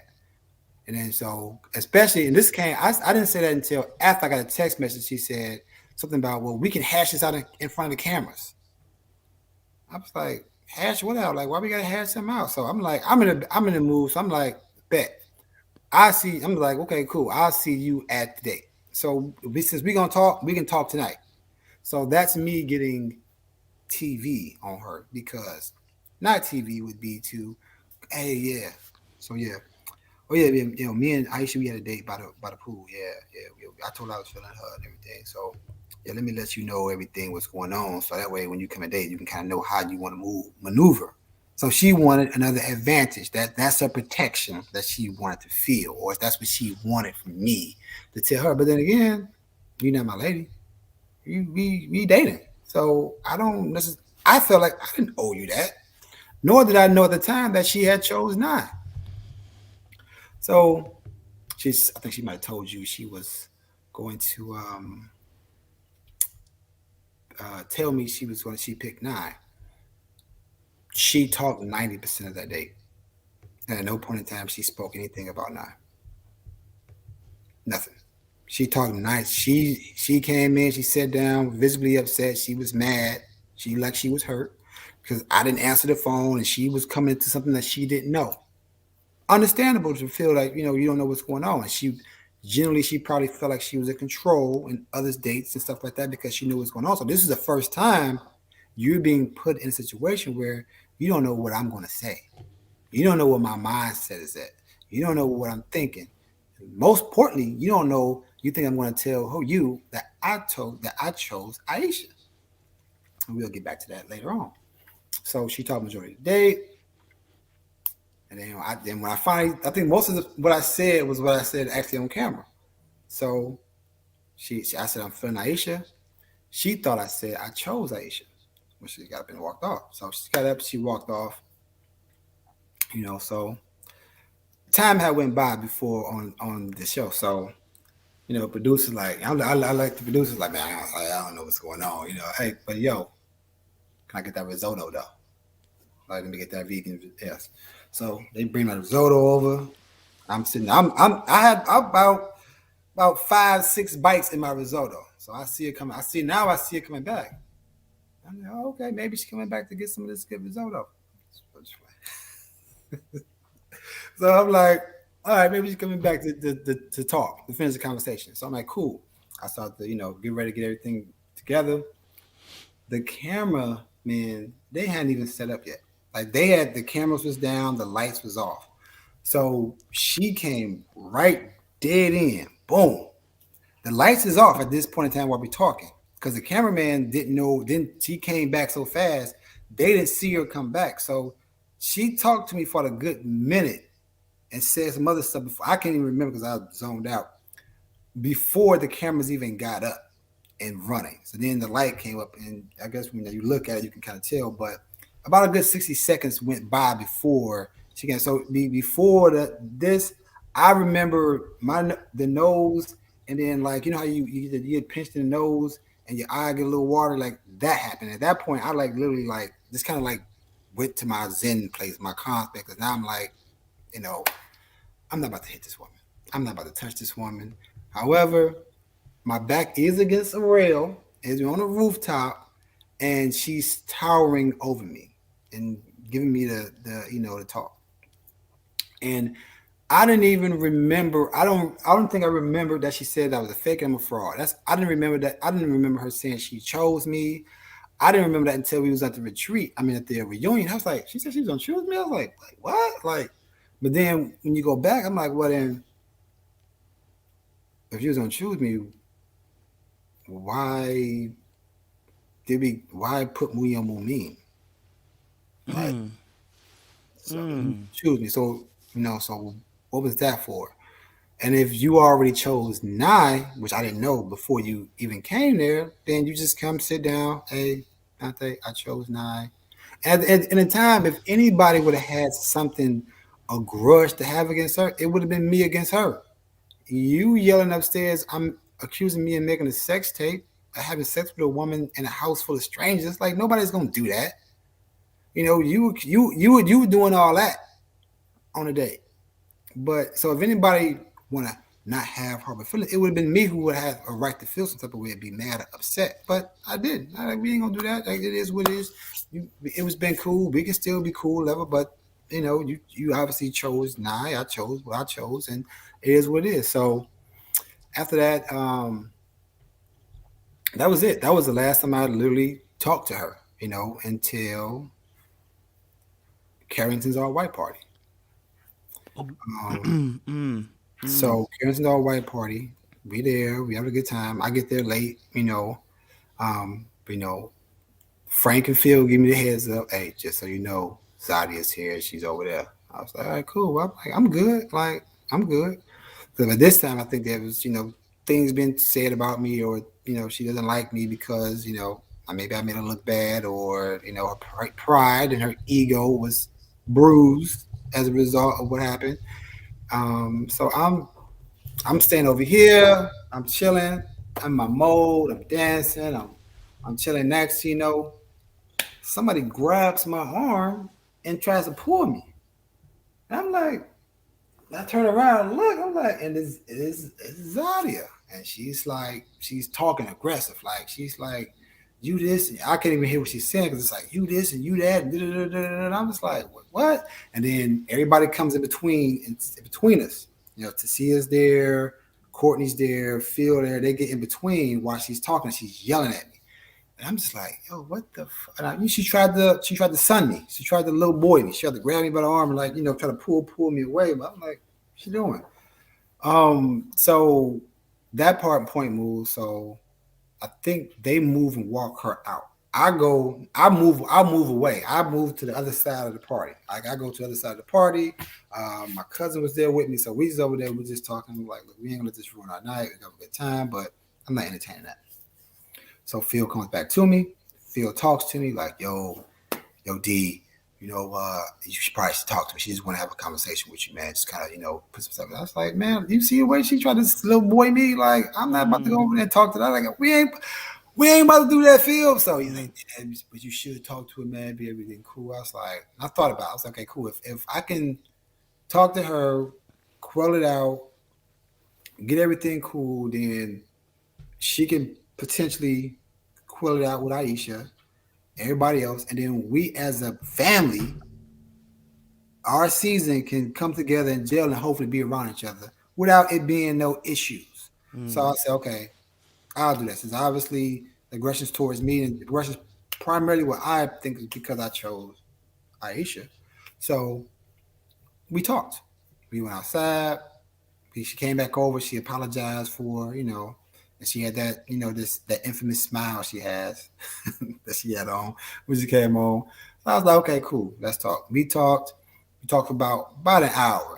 She's, I was really feeling you, and we didn't have a Dante and Zadia moment at the retreat, and I thought we was better than that. And I said, yeah, I thought we was too, but you'd rather put me up on your girl. So I was like, what they do that at? Like, they're not coming for that. So that for me, everything that we had was null and void before then. I'm just a piece on the chess. I'm just a piece on the chessboard that you moving at your will to get to what it was. Because if it was about a connection, if you was going to choose me, then at one point in time you could have chose me, and it would have been what it was. And I probably could have kept you out of a lot of stuff situation that got you, looking the way you look to people.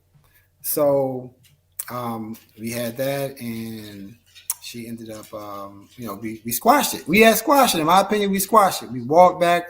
Camille's there. She's like, oh, I'm so happy you guys, worked it out. Da-da-da. Cornelius is there. The rest of the other cast members. I give her a dap. I'm like, all right, cool. We cool. Give her a dap. Boom. I walk off. She did follow up. She did want to have another conversation. And she did want to talk again, but then I thought about it, I was like, I didn't necessarily see the purpose of it. It's like if we wouldn't talk now, we can talk at the next, when everybody else is around. We don't need to have no separate conversation, one-on-one, anything like that. If we do, we can be so. But hopefully, this lays the groundwork for us to, be able to be around each other and not have no issues and not have no problems. So we can just, chill and just be a family. And that's the Zadia Chronicles. It was Zadia Chronicles. That was the story. So yeah. Damn. Were you at Phil's party as well? Phil's party. The rooftop. Mm. Yeah, I was there. So all right. I mean, I can tell my experience that I had Yeah, there. that'd be good. So I was there. It was the finale for the season, and I was sitting there with Aisha. Aisha went live after the show had went off. Mumen came in. She was chilling with Frank. Everybody's going live, and we talking about the show. So we ended up. We didn't see all of the show, so Phil set the show up, and when he was setting the show up, I'm sitting there. Some other people coming in from that's outside of that live in the Phil's complex, whatever. So I'm like, okay, I see somebody with a green hat, like one of those little beach hats. I'm like, all right. I just think it was one of Phil's people. So I'm like, okay, cool. Next, I hear Kheri say, "Who the fuck invited her out here?" I was like, wait, what? I look around, I look, and the next, I look over my right shoulder is Zadia. She like, hey Dante, and she give me that real quick. Hey Dante, I put my hand up like, I was like, oh shit, that's Zadia, because she had the hat on, the mask up, so you couldn't necessarily see who it was until you heard her voice. And so I was like, oh, okay, Zadia up in the building. I was like, and then and I'm rubbing Aisha. Aisha like, she popped up. We don't know, what's going on or if she was invited, who invited her, because from my understanding, she wasn't invited. But it wasn't my place. I couldn't tell nobody who to come or go. So, and either way, I wouldn't care less if she was there or not.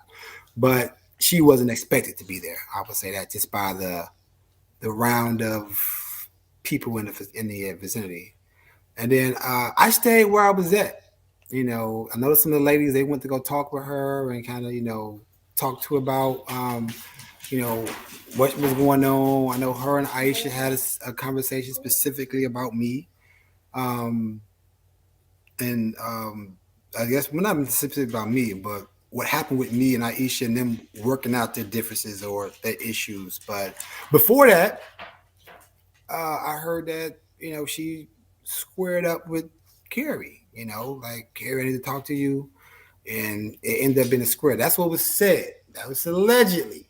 I don't know if it happened. I didn't see it, but like I said, I was over there on my side. I was like, I'm not leaving my seat. I'm sitting right here. I'm watching TV. I'm watching watching the show, and I'm having a good time.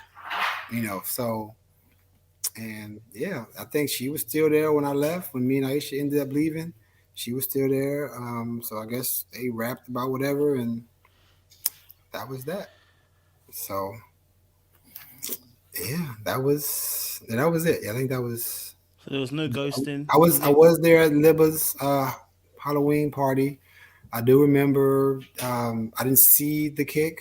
I did hear the owl. I did hear Kheri, that, and I didn't hear the what Who's was, I who's think was yeah. allegedly said was Mumen said, Zadia, you kick Kheri, you need to be more careful. And then allegedly Zadia said, Kheri who? I didn't hear that. So I wasn't around, but allegedly, just to add some, but I was there, but I didn't, hear that. But yeah, Yo, brother, it's a lot, fam. It's a lot. yeah, it's It's a a lot. lot. It's a lot. Oh my days, fam. It's a lot. Whew, Chile, Chile, Chile. Okay, so there was all sorts of stuff going on. Okay, all right. Listen, you've given us a good round. Let me ask one last question about. I want to get you guys because you had a good connection with Aisha, and what I'll do is because I'm gonna have Aisha on tomorrow. Towards the end of our interview with me and Aisha, I'll let you both come in and we can talk deeper about your connection. But Okay. I want to get a bit about your perspective. You chose Aisha. I want to ask this question: what did Aisha do that made you say, "That's it, I'm rocking with this woman"? So we had the phone conversations. So we talked. We was watching what's this show called Manifest on Netflix. We both was watching that. I would FaceTime her. She'd be in the same chair like an old lady, talking about I don't want to go out, da da da da. But I admire that about it because that's discipline. I can't have you to come out. So everybody else going out, but you don't want to go out. Like, so I was like, it intrigued me. So when she got in the car and she came in with that dark hair, I was like, oh, okay, dark hair. She didn't do the blonde. 'Cause, I picked up that morning, so I was the first one to see her with a hair. Like, okay, I like that. She got in the car. We held hands. She fell asleep on my arm. She was drooling on me and snoring. I was like, oh, this little cute little lady here. And then just really cooking with her, and talking to a poolside, and just the energy that we had. It was just like, yeah, this one right here, this energy is different. It's not nothing that make me, okay, I like this energy. Pause. I like this energy. Pause. This energy just flowed, and it was just so easy. It was just easy. Like I said, we was finishing things in the kitchen. Baby, I need this. Got you. I need this. Got you. You need that? Boom, I got you. It's already at the oven. Don't even worry about it. I got that. So we was just flowing. Then, when we got to see what our physical connection was when I gave it a massage, I'm like, yo, ooh, energy was crazy in that room. I'm like, yo, I'm lusting after this woman. But it's not just a lusting, like I'm lusting like just to get to know her, like her mind, like she has so much to say, she has her experiences, she has so much to give and so much knowledge and so much wisdom. And I was like, I can sit back and just be like, man, go ahead and talk to me. I can listen to you talk. And it's about something that's positive, it's productive. I was like, okay, we can vibe. We both got our experiences. We both came from some type of background that almost broke us, but we rose above it. So, Lexus, go. Lexus, down. I mean, Lex has done well, man. 2.5 hours. Lex has done well. Right. I'm like, now you want to get on TV now. But yeah, that was it. Being able to just talk. And that was the thing. Just like, you know how it is when you just talk with somebody and you just vibing with somebody and it's like, man, and you can just talk, FaceTime with her. Even though she in the chill like old lady, she didn't want to come out. I still want to be like, well, she ain't coming out. I'm just gonna, cross out. But when we got the chance to be together at that retreat, that really just sparked something. Just yeah, I like you. Yeah, I like you too. Like, you all right. You know what? Like, I'm kind of mad that it took this long, but I'm happy it ended up working out the way it did and we connected the way we did. So I actually went through the process, dated. Okay, this ain't for me. This ain't for me. This ain't for you. That ain't for you. But this right here, this has potential. Let's see where's potential go. I love that. I love that. I love that. Yeah, the audience are asking, is that wedding ring you got on there, bro? No, so this is my I know how this is actually my left hand. This is my right hand. So this is actually like a spinner ring. It spins around. So it's just like a fidget ring that I spin for the most part. But it's not a better ring. And I had this actually on the entire season. Like, and even in this, the promo scene with Aisha, when I'm like, you see. I think it's on the shoulder or something. Like that. It's the same ring I wore the whole show. But no, it's not a wedding ring. We not we not we not jumping no broom. We taking our time. Like, we really taking our time. We not letting nobody put no pressure on us. Yes, I agree. We look amazing together, but we got to do what works for us and our pace. So no, this is just a spinner ring I got back in Chicago, maybe like in 2013. I had this ring. I love that. I love that. Okay. My last question for you then is more of a reflective question. What did you learn from this process? Being on Ready to Love, like you said, had different reasons why you came on the show, but at the end of the journey, what did you learn, Dante? I learned that big lesson was, despite your circumstances, despite how many red flags you have, despite what you've been through, there's always somebody for you. There's always somebody willing to work with what you got. So there's always opportunity, whether it's love, work, relationship. Like, there's everybody has an ending, a ending for them. So this journey was a roller coaster, and then just being comfortable with the uncomfortable. Um, like, generally, Aisha, I told her she's not really the type of girl I date, and she knows this. Like, and it's something that I normally wouldn't do. So that was another thing, another gem I got. Like, date outside your comfort zone. Give that sister who got a couple kids a chance and get to know her. Get that brother who got his finances ain't straight yet, but he working towards it. You know what I'm saying? Give him opportunity. You never know. Don't ever rule people out, because just because of where somebody's at a certain space, so they could be down the next day, but you don't necessarily know how they handle adversity. You don't know that. Everything's good when the chips is up, but what is it like when they down? And so I'm thankful that me and Aisha, we gave each other the chance despite our circumstances, despite our past. So that would be the thing, like, reflecting, like, man, like, I came on this show or this journey with what most people consider as attachment, baggage, red flags, and I'm happy. You know, I'm happy, and my situation works for someone. And vice versa. So I think that's what it is. And you do what makes yourself happy. I respect that. Also, I like to say, because I'm a person that practices when you're wrong, you say you're wrong. Because on my lives, I said Donta. I said I don't know why he's here. I said no, he shouldn't be on the show. I'm gonna be Yeah, honest you with you. did. I said he shouldn't be on the show. I said this is peak because could they have not found any men that didn't have three baby mothers? I'm just gonna be honest with you. This is my honest what I said at the time, bro. I'll say it straight because I don't like to lie. I said Appreciate at the that. time, I said I don't know why they found a brother who had three baby mothers. They couldn't find anyone else. I said why are they doing this to the ladies, right? I said that honestly. That's what I said, right? Um, and I'm happy to say that you have proved what I said completely wrong. You know what I'm saying? And my judgment was off.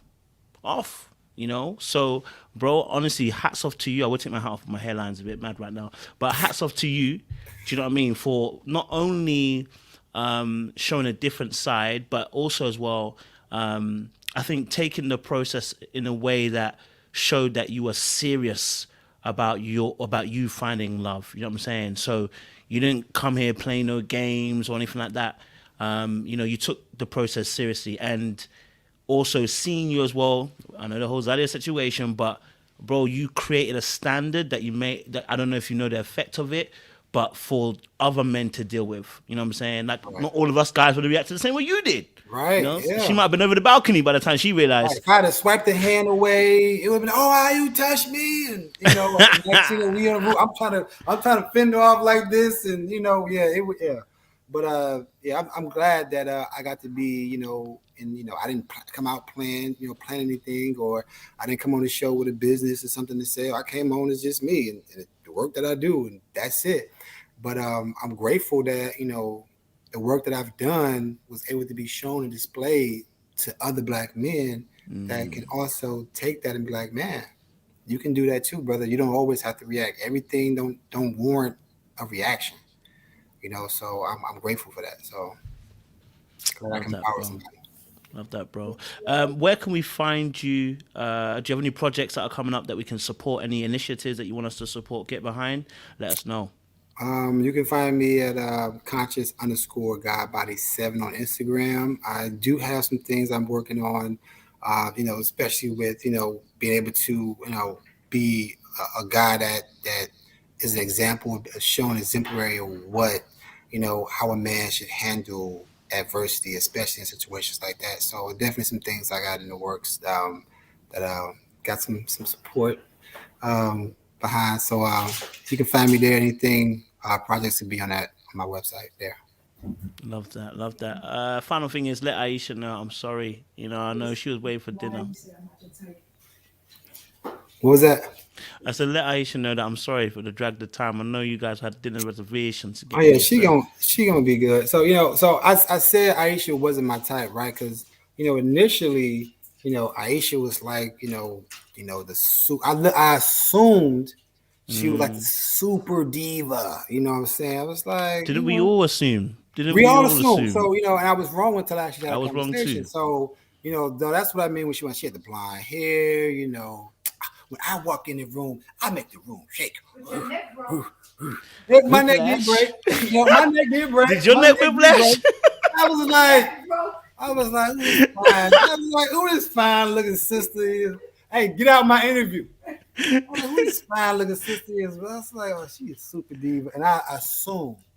And I didn't, Yeah. so I was like, nah, I don't think she gonna like, but you know what? I like the conversation. I got a chance to talk to her, hear her speak. It's like, this could work. This could work. And, it can balance me.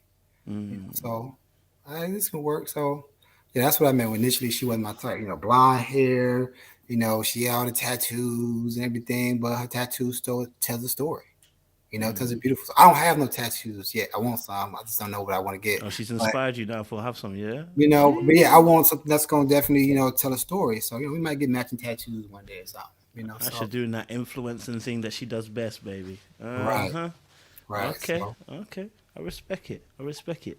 Listen, Dante, you've been amazing, bro. You've shown us, some great characteristics, not only on the show, but in this interview, and it's good to see, bro. And again, we are wishing you all the luck and the fortune with yourself and Aisha going forward. I know we'll have Aisha tomorrow as well on her live as well. I'm sure she'll give her perspective as well. But honestly, bro, more love, more peace. And I just pray that you two go from strength to strength, and we can get behind you. Do you know what I'm saying? So, Thank you, yeah, bro. man, it's a pleasure, bro. You know what I mean? Likewise. Thank you, sir. Thank you, sir. Audience, it's been amazing. Listen, look, we appreciate you guys. You lot came out 3,000 strong. Listen, don't do anything I wouldn't do, okay? And there's not much I wouldn't do. So, listen, peace out. Love.